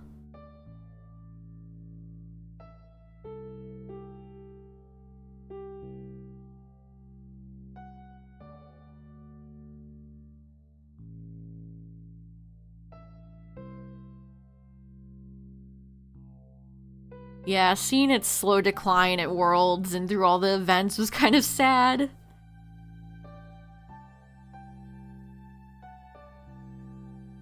I wonder if the same thing's gonna happen to Unite.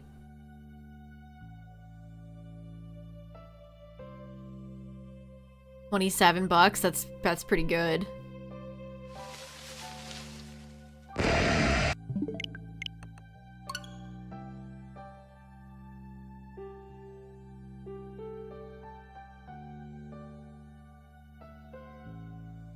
Honestly, that might be a fun game to play on stream someday, if I ever do pick it up.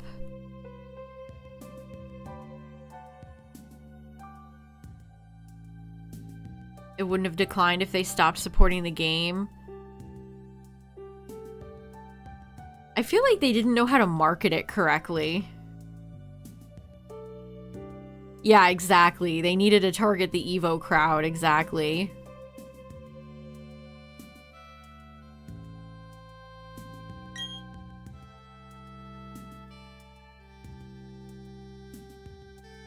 Which Nintendo famously doesn't do.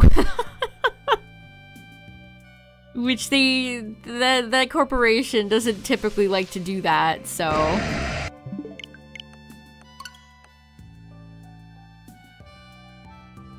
No progress on Mystery Dungeon. I've been wanting to go back and play it again myself, and I haven't... I just haven't.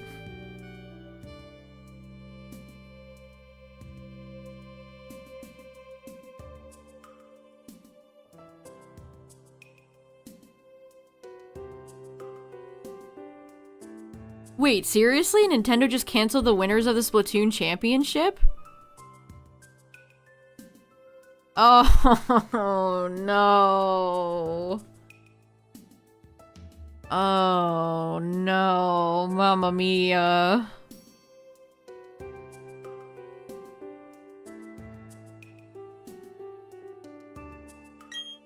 You like it, but it gets repetitive.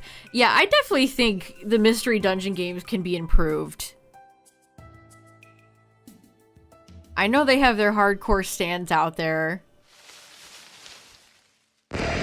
But I think there could be more interesting gameplay added. More elements to make it less repetitive going up the same flight of stairs for 100 floors.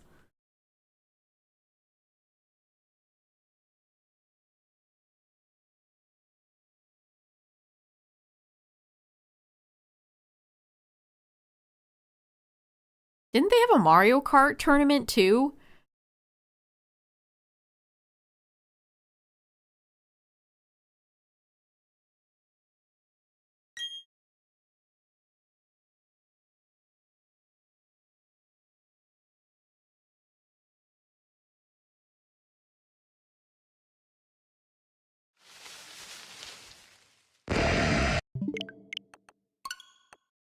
Oh, that's unfortunate.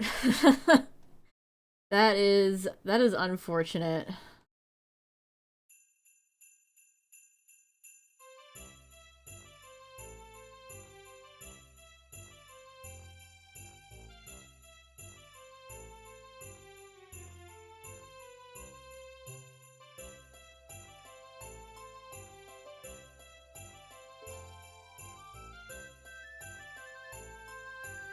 I don't know, that's crazy. Posting shit like that and then entering these public tournaments as if you're not gonna get found out.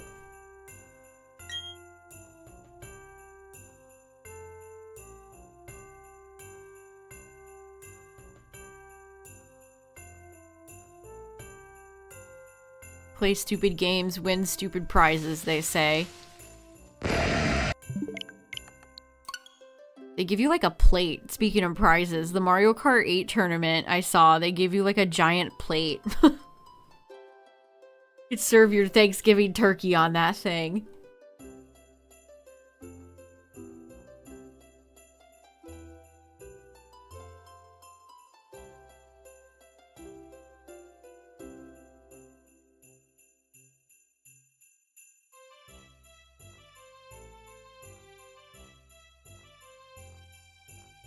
Starting music goes so hard.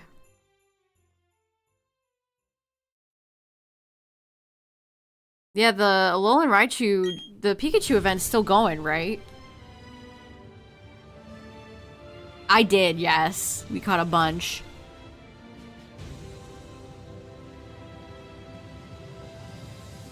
Oh, I need to download Photoshop so I can make a thumbnail for the next event.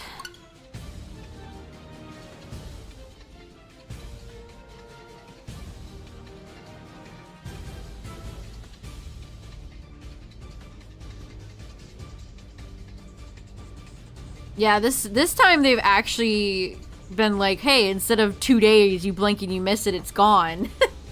It's lasting several weeks.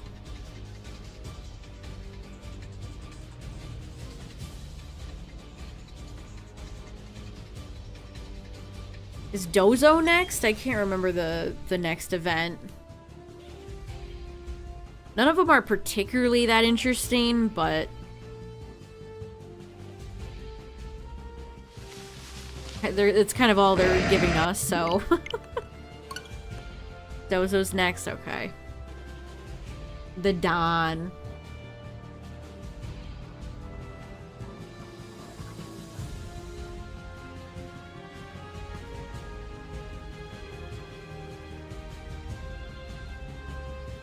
Yeah, I'll be interested to see what they do with Gimmighoul.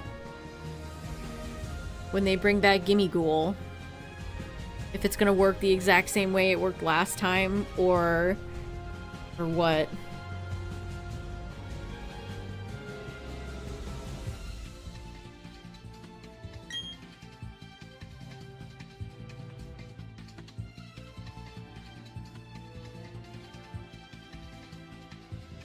Gimme ghoul.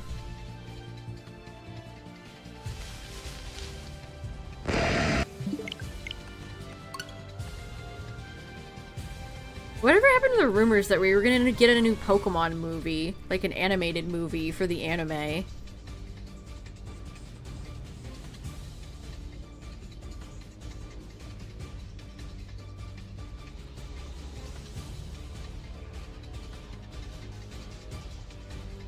It's just like never happened. Well, it is only July, I guess.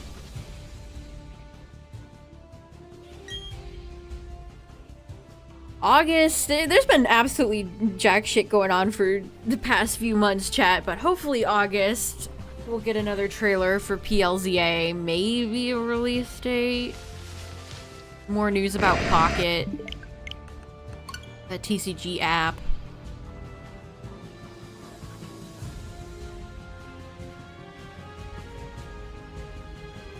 We can only hope. I'll stream Worlds too. I love Worlds.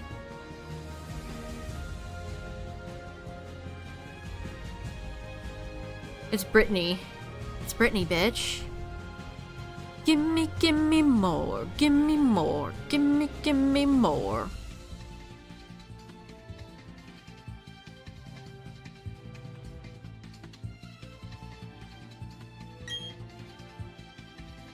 3112.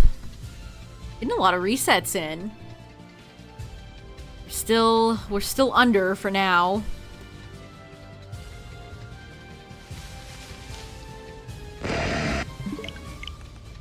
Probably do a Dynamax Adventures this week. Maybe a Scarlet Violet stream.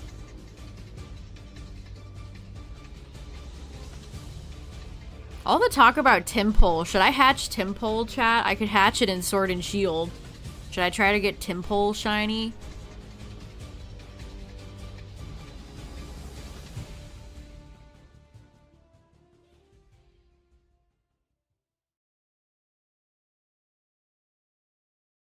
I should. Gimme gimme ghoul emote. If I could visualize that, I would.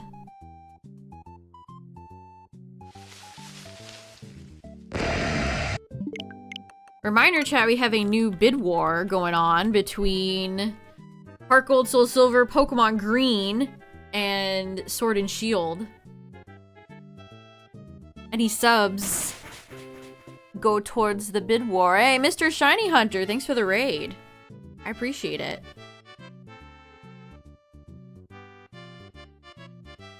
But Tyler and I have never played Pokemon Green, so I thought it'd be a fun one to throw on there. I've been thinking a lot about Black and White lately, too, so that might go on the next one. What's up, everybody? We are just shiny hunting Darkrai. We're in the trenches.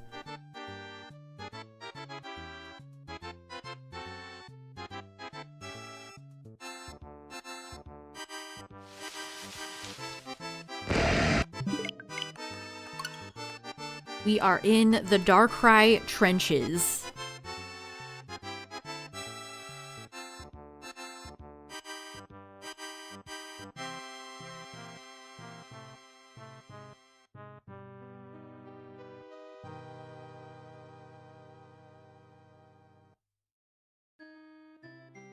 Black and White 2, guaranteed shinies, Gibble, Dratini, Haxorus, nice. Play Pokemon Ranger.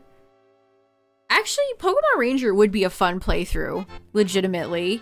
The only thing I don't know how I would do is how I would play it on emulator. I do not know how it would work on emulator.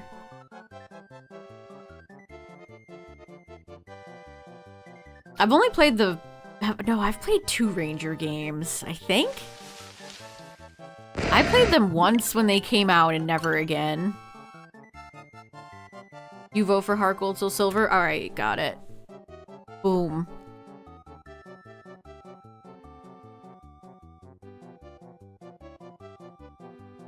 I want to collect all the guaranteed shinies in this series. So you'd get Ponyta from PLA, the aforementioned dragons from Black and White 2.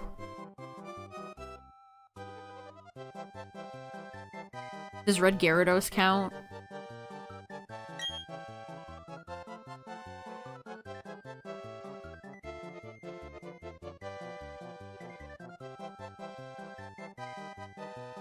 Yes, this is just a joyous song.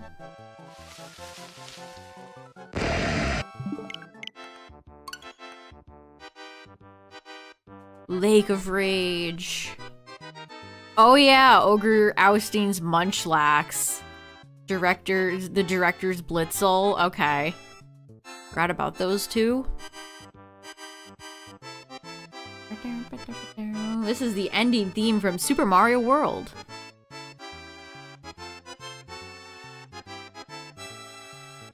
Yeah, there really is not a big list of them, of guaranteed shinies throughout all generations.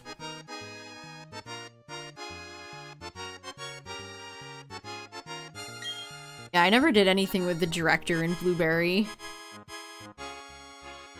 I found inviting all the gym leaders and stuff, just, it was neat at first, and then it kind of got old very fast. I kind of stopped doing it. Oh yeah, Steven's Beldum.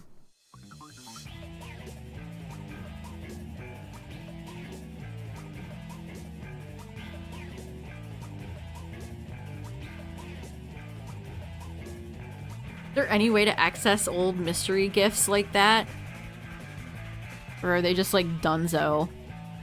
I know you can't access the Darkrai mystery gift.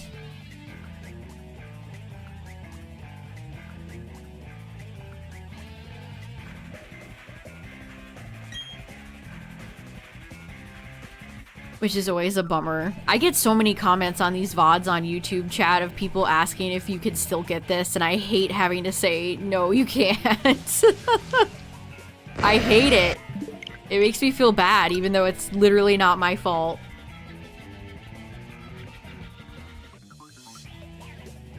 Game Freak barely advertised it and then made it super limited. I am sorry.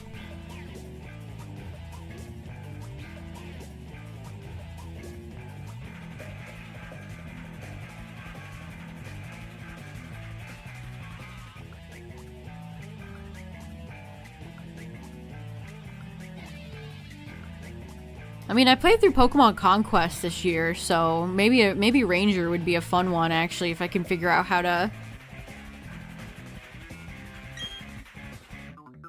configure it. Yeah, modding a Switch to do all that type of stuff is unfortunate. A randomizer for, like, Sword and Shield would be super fun.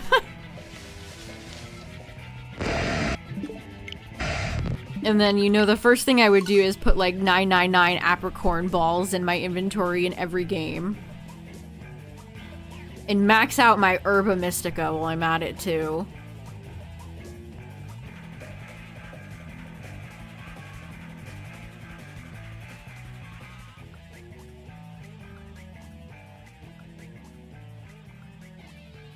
I don't know how anybody finds farming Herba to be exciting or interesting in any way. I think it really fucking sucks. You're not farming Herbas, you're not getting the full authentic shiny hunting experience. Some full odds hunter out there somewhere, probably.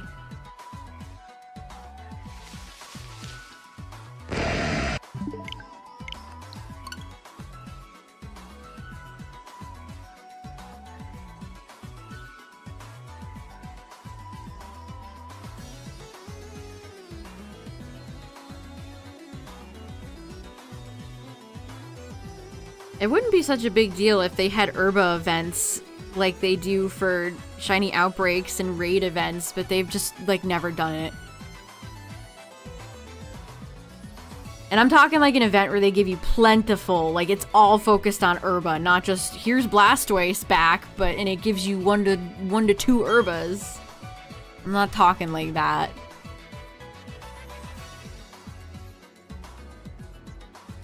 Yeah, exactly, Cacturn, I agree with that. The first few times it's like, okay, and then it just gets old so quickly. And you know, I don't barely ever use Herba in Scarlet Violet because you just really don't need it for most outbreaks. Unless you're targeting something specific that's not in an outbreak, I really, for the most part, don't think you even need Herba.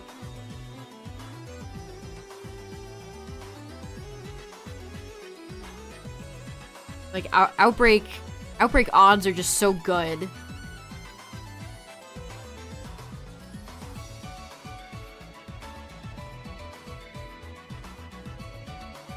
Yeah, if you're hunting something specific that you need to, like, boost the odds of spawning, that's a completely different story. Oh yeah, the laggy raids. Or teammates that are bad. And when the game first came out, it was quite hard to get into those raids. I'm sure that's not the case now, but... I remember it was very competitive to get into people's Herba hosted raids.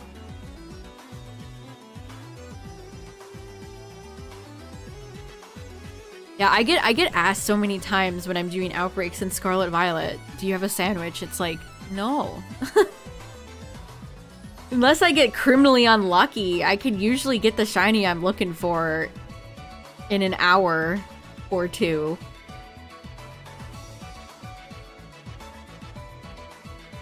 Sometimes not even.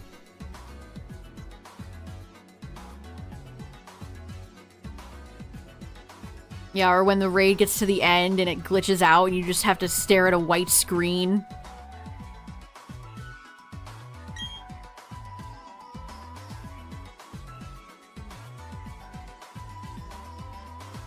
Pikachu raids for still laggy. Ugh, it's such a shame.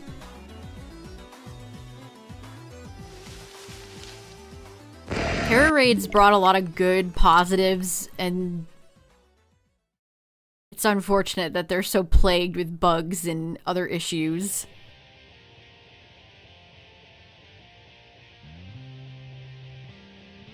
I don't like the static camera in Terra raids. Is that a...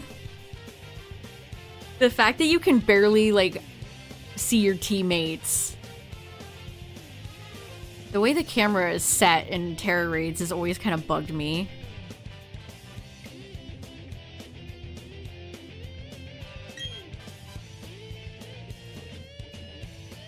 Yeah, PLA style definitely goes a long way, especially compared to SV. You'll use Herbo when getting shiny Destiny Mark Charmander. I've never done the Destiny Mark trick. Yeah, the camera work in it is just too rigid. It's very bad in Scarlet Violet. Like, across the board. It's crazy to go back to old games like Pokemon Stadium and Battle Revolution, and it's so much better. These games are like 2 decades old. Folks, what happened here? Yeah, exactly, Silver. I like seeing my teammates. I like seeing my teammates, and I like seeing my teammates' Pokemon. Isn't that part of the fun? The camaraderie when you do raids with other people? I like seeing what Pokemon people even bring. And you barely even get to see them. And your teammate that's to the right of you, you barely see at all.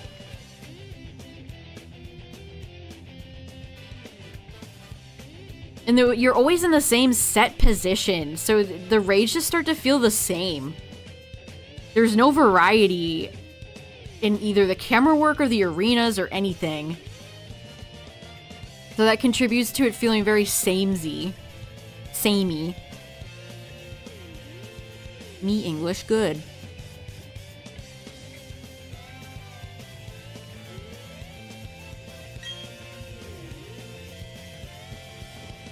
Oh, are you hatching for a perfect shiny Charmander?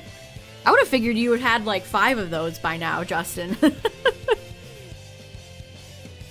I feel like you would have been, you would have had a few cooked up by now.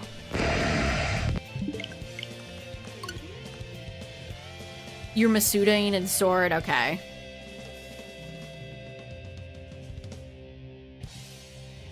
Yeah, that's another thing. Little Timmy bringing his level 65 Annihilate, like... Great. I'm telling you, Chad, the games just do a terrible job of educating players.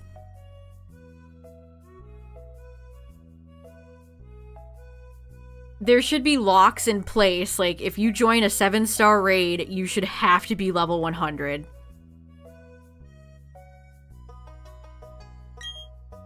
Just, there's so many little things like that that would go such a long way in improving the player experience. It's such a shame. Ugh.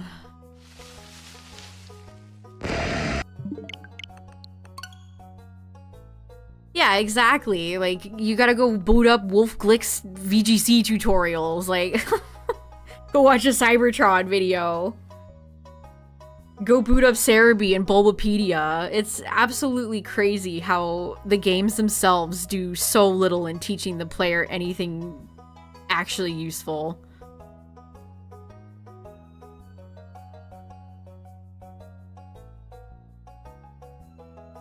Seven shinies, 4 shinies. 11 or 12 shiny. Oh, that's funny that Incineroar was your your friend of the stream, so to speak.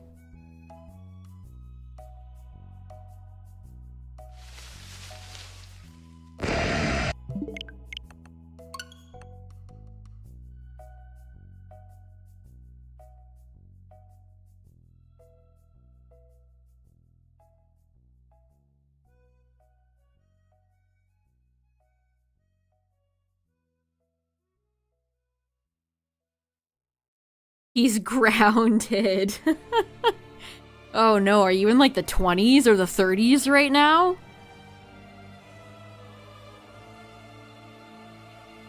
If they don't have a rusty bottle cap or something in Gen 10, I'm gonna be so mad.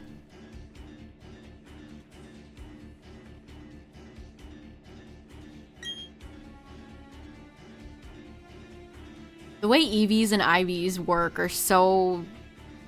Like, they've made steady improvements every gen, but it's just... We're not quite there yet.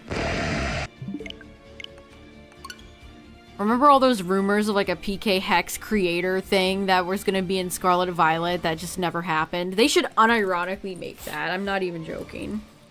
That would end all of the genning discussions people argue about. It would be so much more accessible for new players.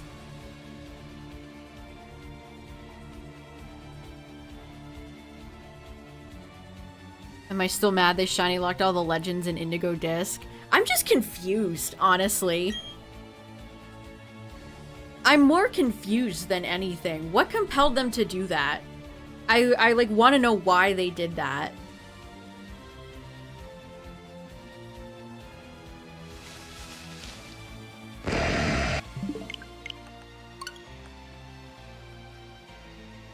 I do think it was pretty funny that, like, people like Koo got caught with their pants on the ground for that one, though. I will admit, I think it's kind of funny that all the leakers were like, yeah, you're gonna be able to shiny hunt Spectrier. Oh, really? I'm looking, and... Oh, wait a second. You can't, actually. You're full of shit. There needs to be an IV charm. Honestly, I agree.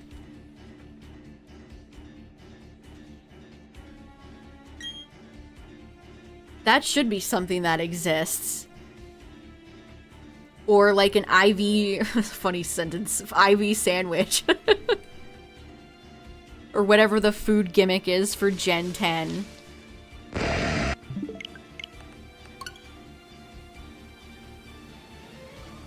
Yeah, IVs are just randomized, and then... Except for bottle capping, you just can't change them. And if you get... like 31 speed IVs on a Pokemon you want Trick Room on, it's just over. You just... what can you do? The food gimmick for Gen 10 is pasta? That's a lot of spaghetti.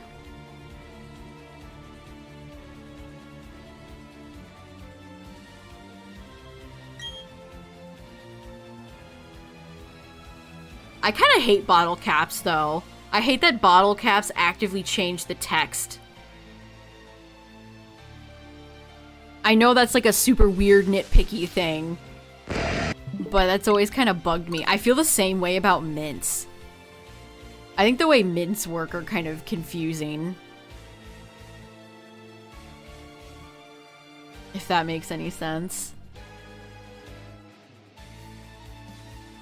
Yeah. Like, again, I know that's, like, super nitpicky, but...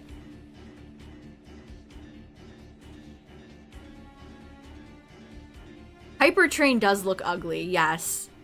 Yes, I agree.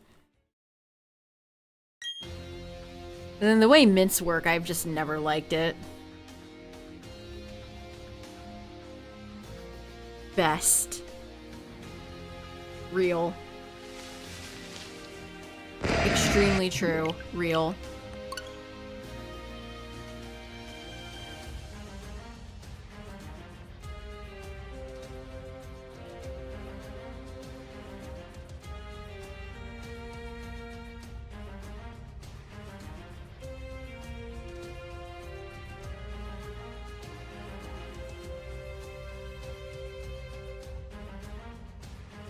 don't know. I would honestly be fine if the whole system got an overhaul.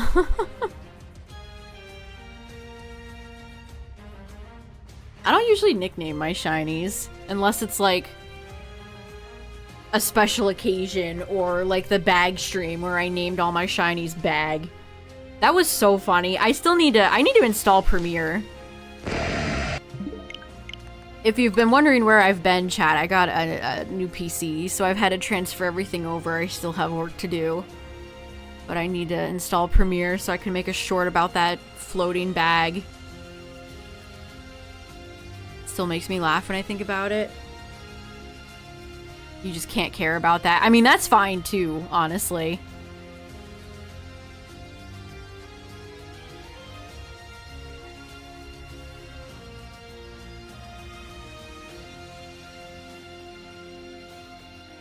That was insane.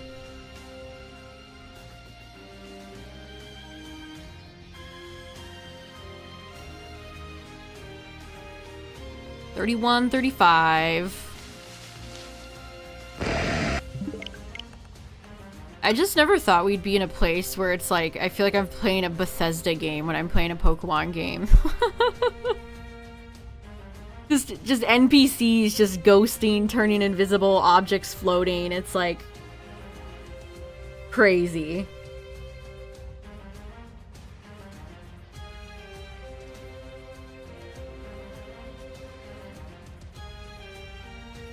Oh, Digimon ain't doing shit right now. I feel like a lot of franchises are just kind of dormant at the moment. I mean, it is summer.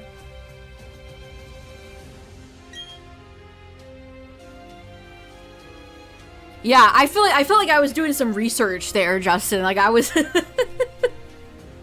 I was game theorizing, game investigating. I was routing my bag any percent run.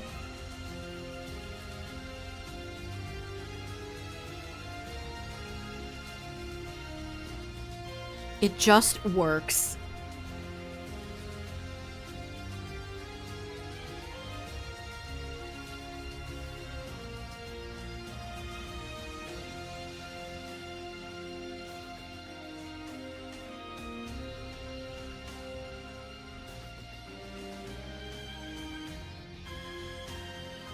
Unfortunately, Digimon is a Bandai Namco product, so womp womp. There's a webcomic. That's about it. I was busting ghosts. That was crazy.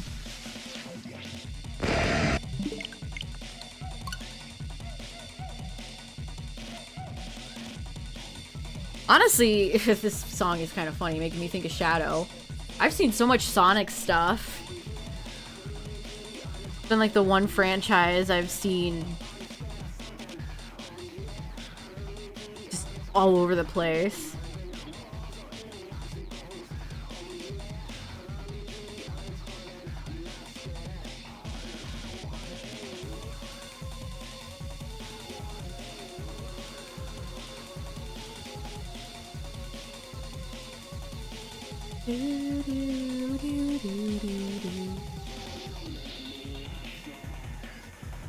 The snowy mark is 150. There's also a blizzard mark that's 150. That would be sick. Oh man, shiny hunting Stomp kind of stinks though. It's such a small, hard to see shiny.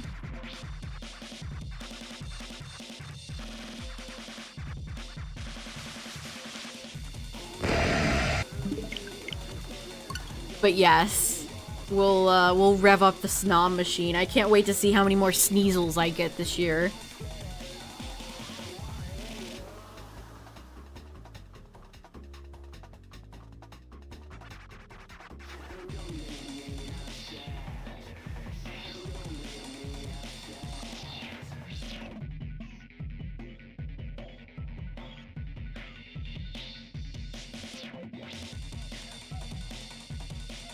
Konami.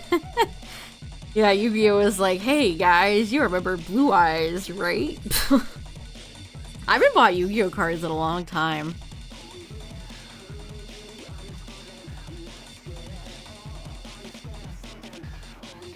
I haven't really bought Pokemon cards lately either, though, to be fair. I was looking at all the TCG sequel, GBA, or not GBA, the TCG game, the sequel that Japan got that we didn't. That had the coolest promo cards in it.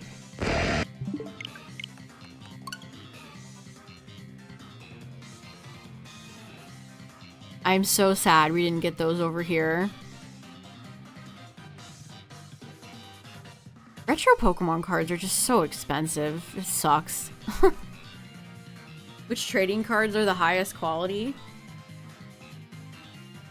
I mean, they're all fairly decent quality, but I've definitely gotten tons of print errors with Pokemon, Yu-Gi-Oh! I don't know if I've bought enough Digimon cards to have a big enough sample size. But I don't think I've ever gotten any weird duds from them.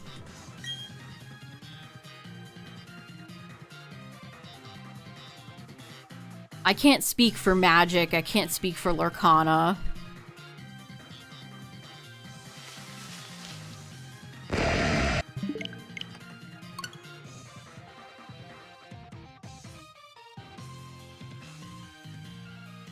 Which trading cards are the most impressive? I feel like Pokemon has done a pretty good job with their art illustration rares.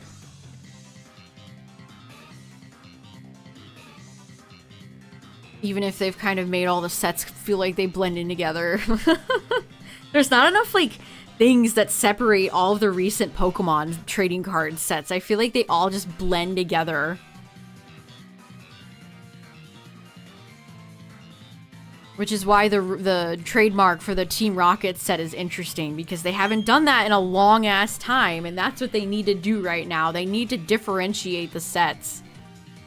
Because they're all very samey.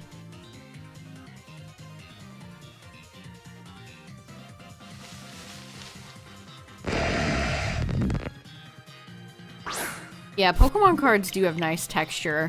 Although, I feel like it's fairly hard to pull decent cards. I don't know, maybe it's just my bad luck, but I haven't pulled shit lately in any Pokemon sets.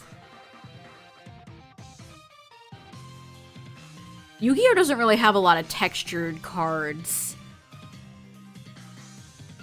Except in rare, like ultimate rares, things like that, rare occasions. Yeah, I don't play the game either.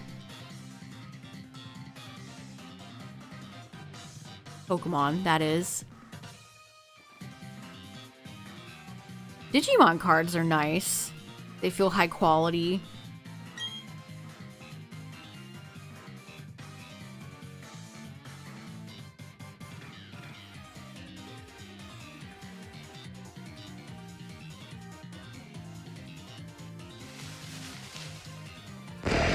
Again, I can't speak for, like, Magic or any of the other card games because I've never bought them, but...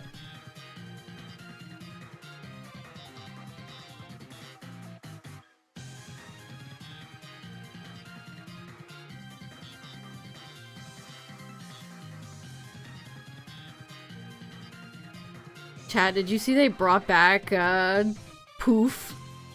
Cosmo and Wanda's son, and now he's a grown-ass man.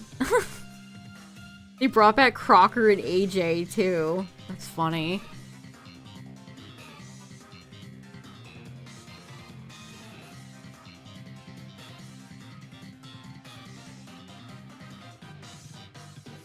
He's swag as hell. He reminds me a lot of, like, Pilot Cosmo, which I don't know if that was intentional or not, but if it was, kudos.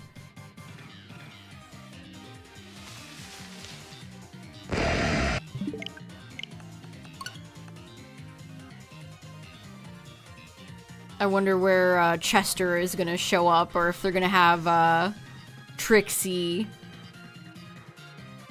Or Tootie. Hell, where's Chip Skylark? That would be the perfect old reference.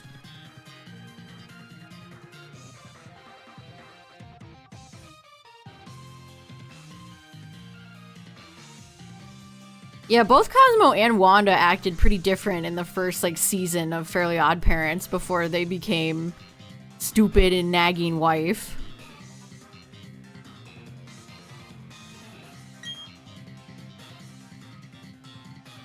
Low battery, zoinks.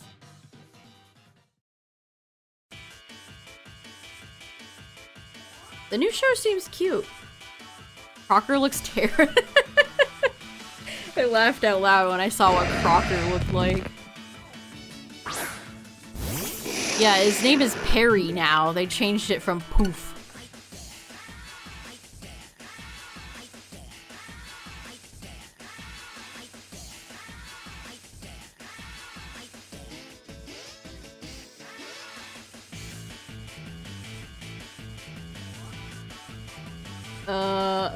Here's the...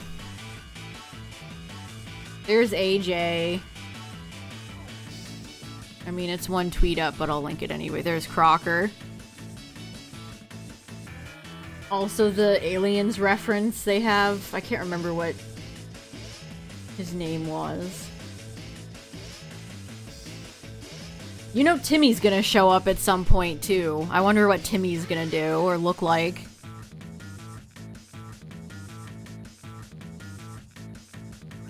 I hope Timmy doesn't look like that Chad that he looked like in that in the future episode. I hope he looks more like you would expect Timmy to look as an adult. AJ looks like Gru. He's gotta go visit the girls.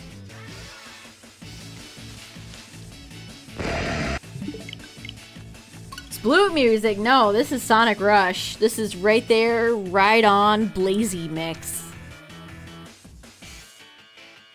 Sonic Rush's soundtrack is insanely good.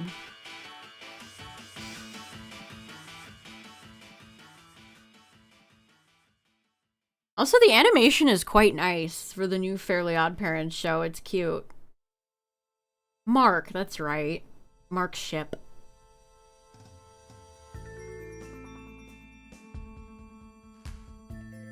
Oh my gosh, they'll probably have Vicky somewhere at some point, too. What the hell is Vicky up to?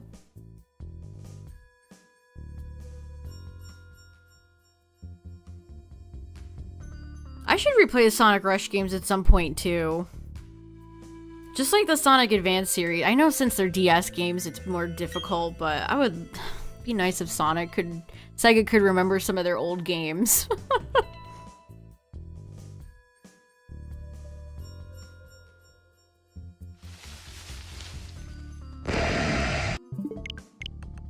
Like, where's Sonic Battle? Emerald is from Sonic Battle. Lots of casual Sonic fans don't even know who that character is. Bring him back. Bring back Sonic Battle. I mean, he is coming back, but you know what I mean.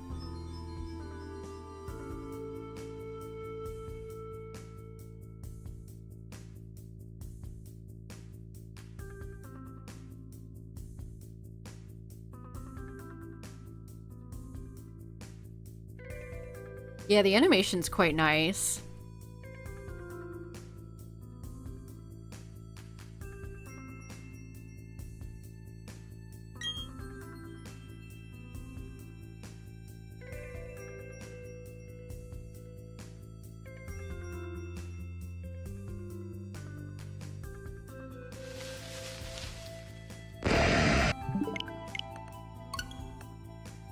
I wonder what show they're gonna decide to bring back next.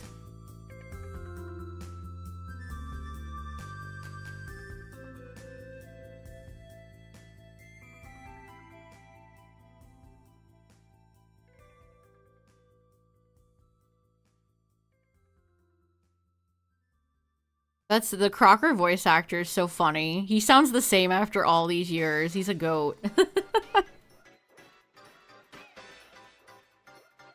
Are they rebooting Doug? I know I watched Doug, but the most memorable Doug-related thing is the movie with the fish monster.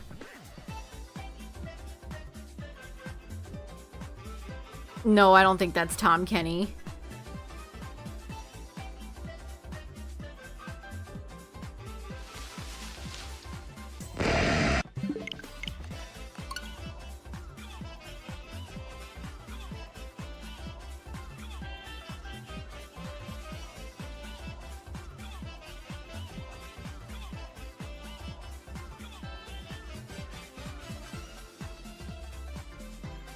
Do Disney and Nickelodeon have any live-action shows left?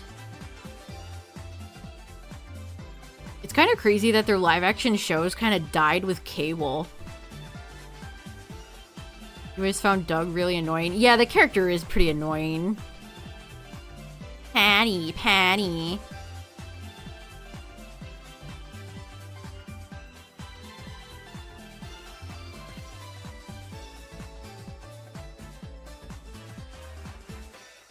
I don't know, Doug is your, like, super tropey, like, you got the school bully, you got the pretty girl, the main character who's super bland, has a crush on, you have the quirky best friend. It's just all of the tropes.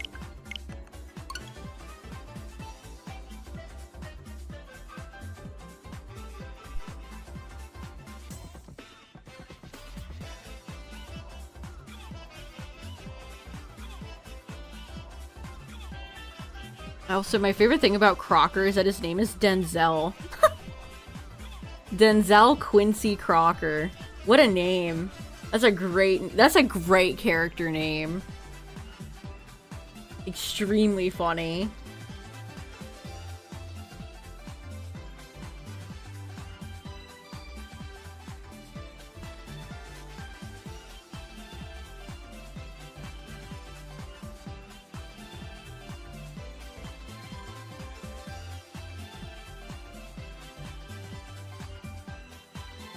Yeah, I think Wizards of Waverly Place is the only, like, live-action one they're redoing for Disney. Because, you know, Dylan Cole Sprouse are not coming back. Miley Cyrus is not coming back. They already did Raven.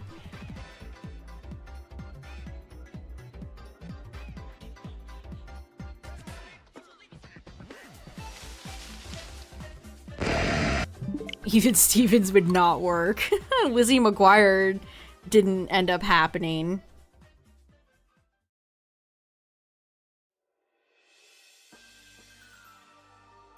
And then Nickelodeon tried iCarly and that got canceled, so...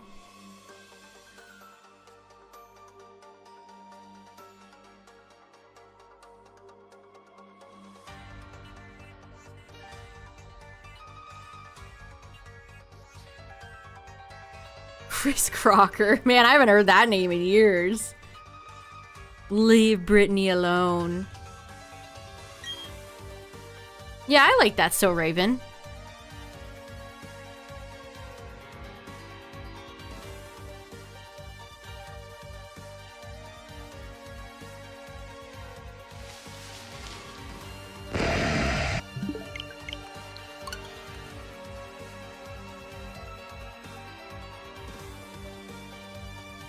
The iCarly reboot felt so empty. Lizzie Happen is How I Met Your Father.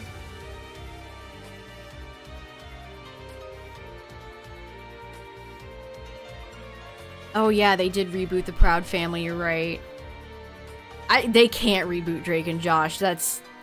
all of those Dan Schneider Nickelodeon shows have a dark shadow over them. iCarly, I think, is the only one they're ever gonna get away with.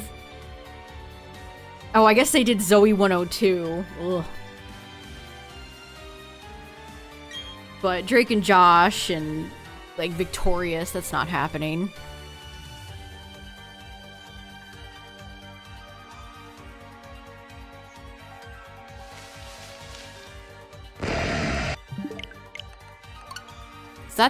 Is that the show with the character Topanga? That show was before my time, but I just know there was a character named Topanga.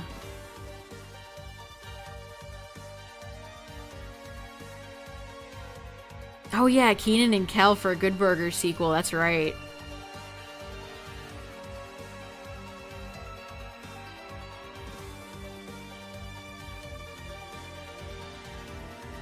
Do I think I'll get Darkrai tonight? I have no idea.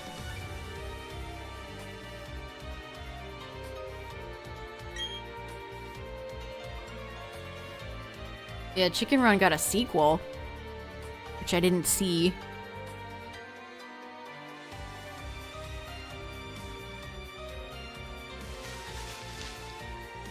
Yes, it's literally the only thing I know about that show. It's just one character named Topanga. You know what they should bring back? I mean, they did do a live-action Kim Possible, which was weird. They should do another season of American Dragon. Always liked that show. The show was probably not big enough for Disney to ever do it.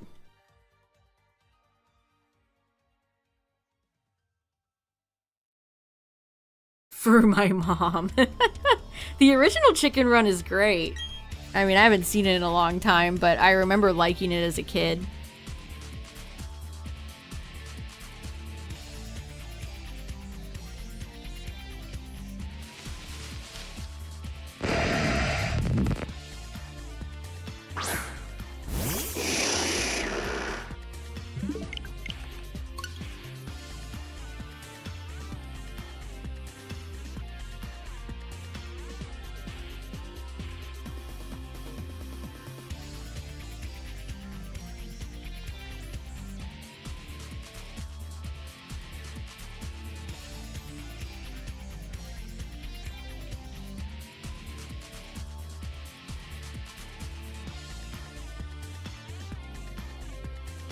I never had, I realized, like, watching YouTube, like, videos and retrospectives, I never had Disney XD.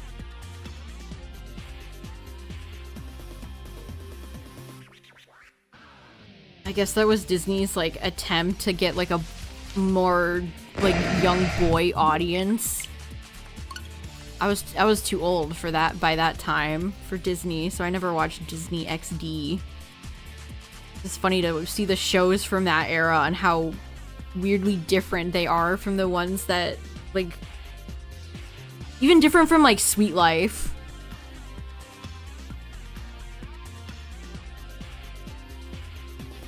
Yeah, Darkrai is not available anymore, unfortunately. If you didn't download it when it came out. Yeah, what Justin said, it was like Disney, because the demographic that watched, like, you know, Hannah Montana and all that, it was mostly girls, so they were like, we want to get the Cartoon Network boy audience.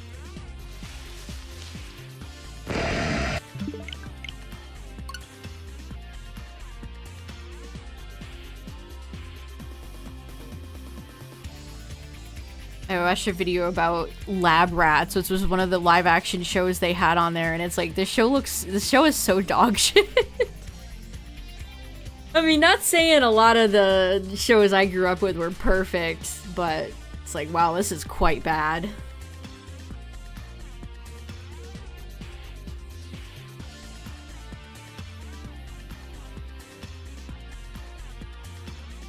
It's also pretty funny because you can see that they're so blatantly inspired by, like, Marvel. So they're all, like, superhero-y, super-powered type things.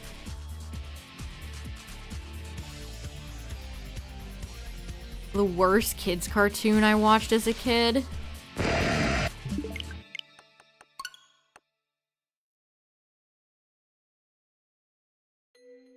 remember, what was it called?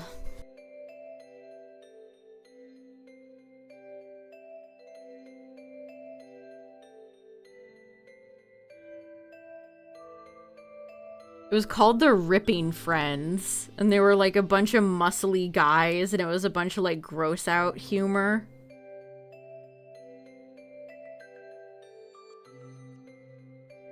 My gym partner's a monkey. Was that show that bad?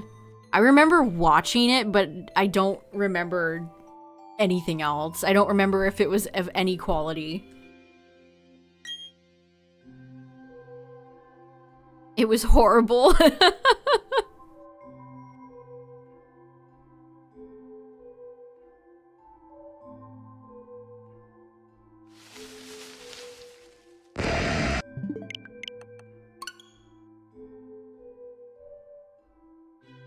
Ugh, Ren and Stimpy's fucking just awful. If you were to ask me what my least favorite cartoon is, it would be that. Absolutely dreadful.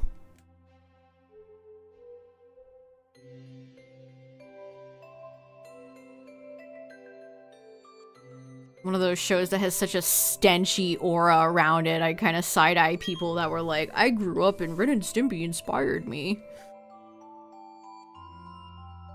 Red flag.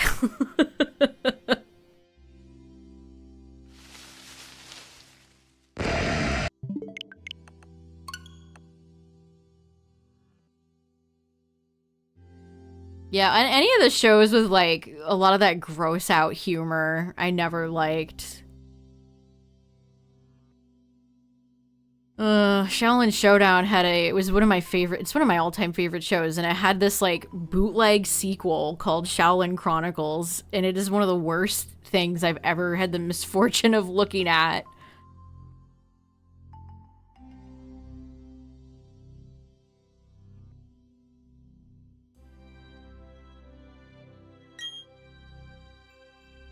Yeah, I see a lot of people accuse, like, modern-day SpongeBob of having a lot of gross-out humor. People get upset about modern SpongeBob the same way people got about Teen Titans Go. It's like, I get it, but also, like, you know, move on.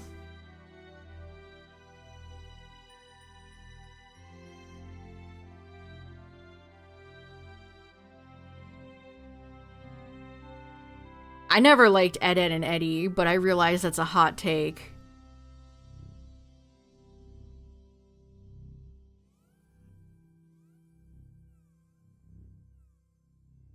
Yeah, SpongeBob's, like, uses of, like, close-up and the realistic style they did for, like, cutaway jokes were always funny. Like the butterfly. That's my favorite one.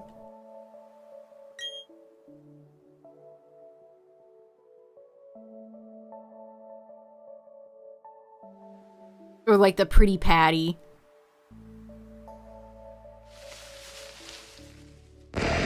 Or was that the health inspector episode? There was one shot of a Krabby Patty that, like, went through it. And it looked foul.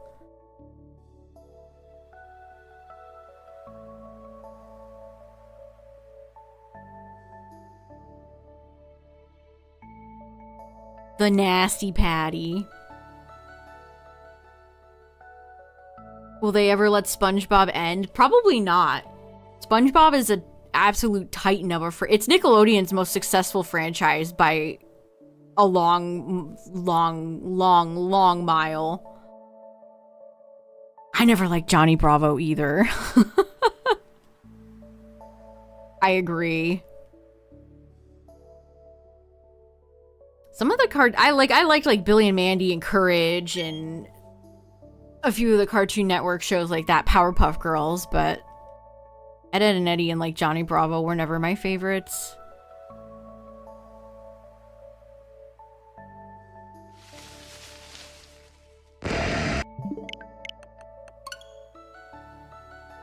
Yeah, Dexter's Lab.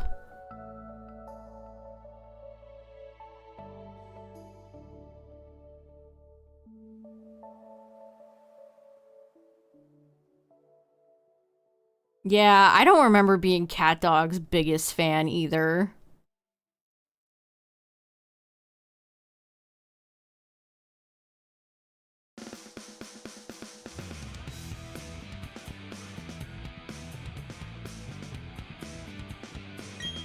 It was just endless. Omelette du fromage. Dexter was watchable even though it had one of my least favorite tropes, which is like annoying sibling.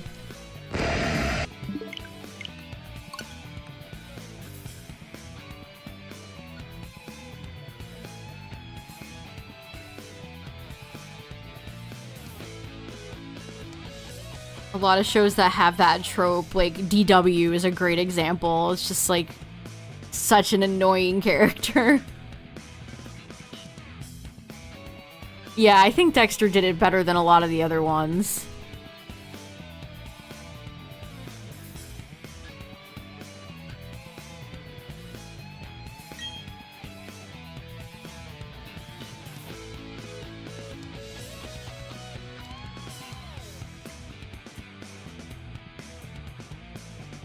I liked Courage. Courage, I think, is one of the most memorable cartoon.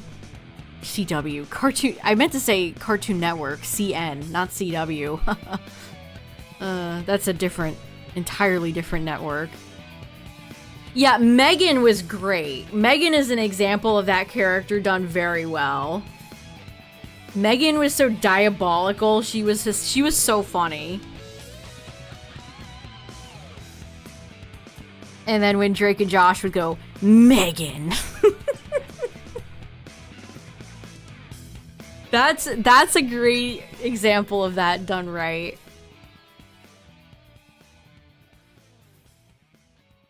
Oh man, anytime anybody brings up Phineas and Ferb, you gotta be a Zoomer. I just did not watch that show at all. I remember Perry the Platypus when I was that age, when the show came out. I thought the character designs were just, like, ugly. I think I hated, Phineas's, like, triangle face. I know that show is beloved, but I just never watched it. I feel that way about Gravity Falls, too. Cartoon wet work. Drake and Josh ended before any of that happened.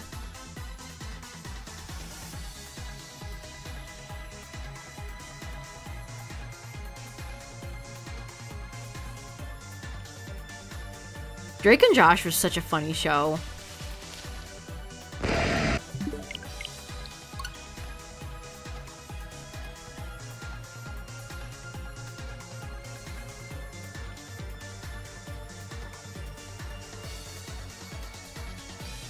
I feel like The Sweet Life got that right too. Like, Zach and Cody were always antagonizing each other, but like they still loved each other. Although, I think it's funny that, like, The Sweet Life on Deck, as soon as these characters, like, age into grown-ass, like, adults, a lot of the antics just don't work, dude. Like, Zach being so, like, slimy just doesn't work when Dylan Sprouse is a grown-ass man. Found Shiny Charmander, Bulbasaur, Trico, and Torchic. Nice. Yeah, they both got so big, too.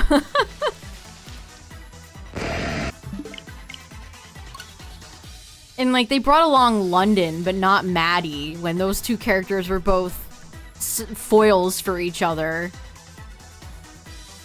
London was just kind of hanging around and going to school with the boys, even though, like, Brenda Song is a very adult woman. And, like, I get that London's dumb, and it's like, haha, she got held back, but...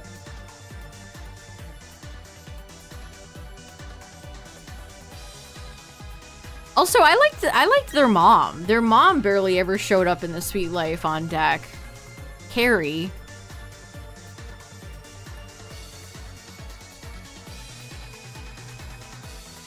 I mean, it did end a long time ago. These shows are not still airing.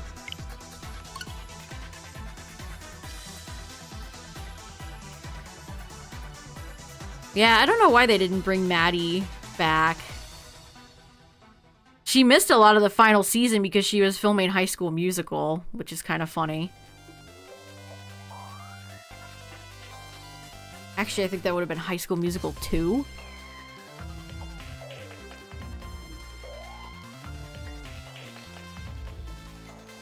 High School Musical 2, or High School Musical was such a success for Disney that every, like, DCOM that came afterwards was a musical, even if it really didn't have any right to be. Chat, do you remember Minutemen? With the blonde kid from Cory in the House? And it was like a time travel thing, and they wore like winter coats, white winter coats.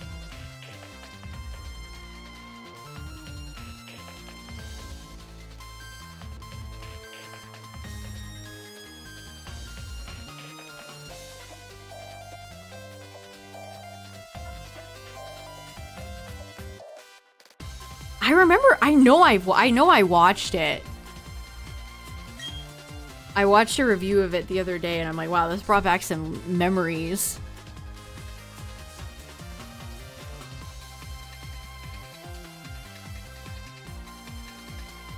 Everything they film, all the decoms were filmed in Utah.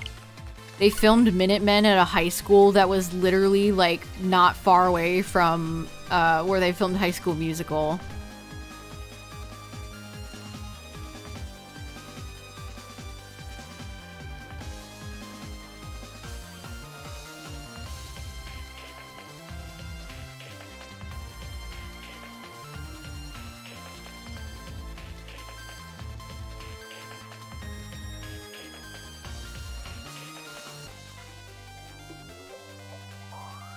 Are we gonna be 75-year-olds talking about these shows? Probably.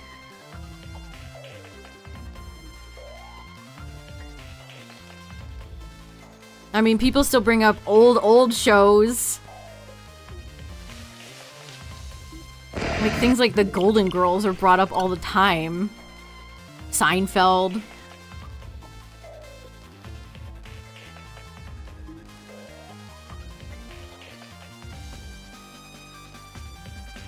Oh. That is my timer to check something.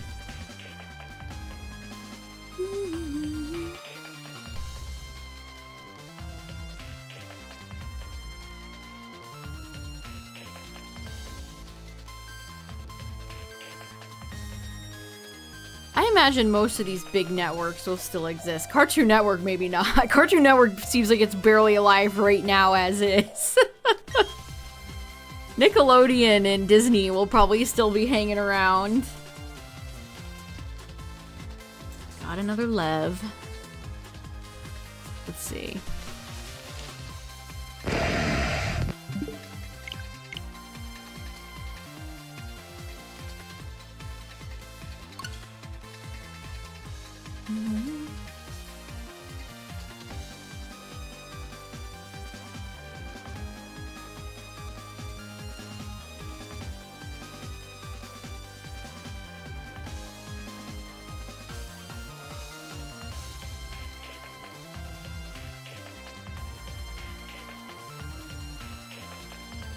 Yeah, WB is on a rampage.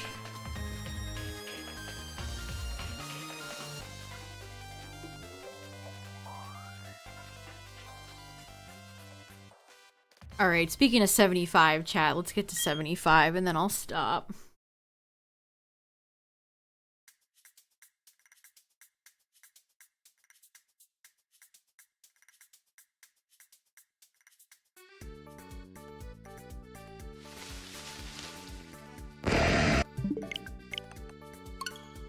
Gutting franchises.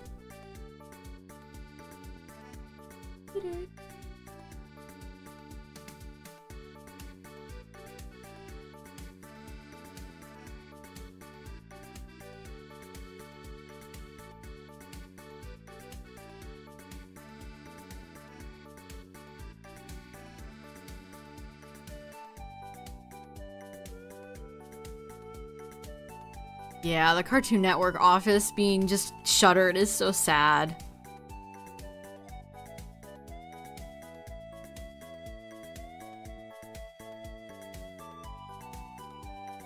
Big bummer.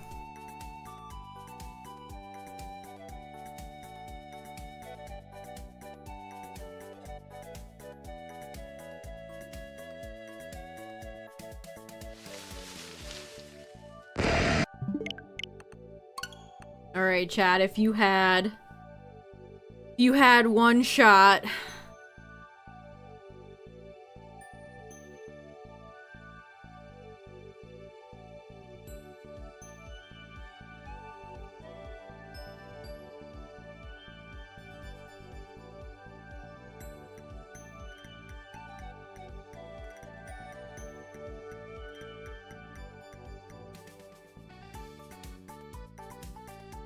Would you take it?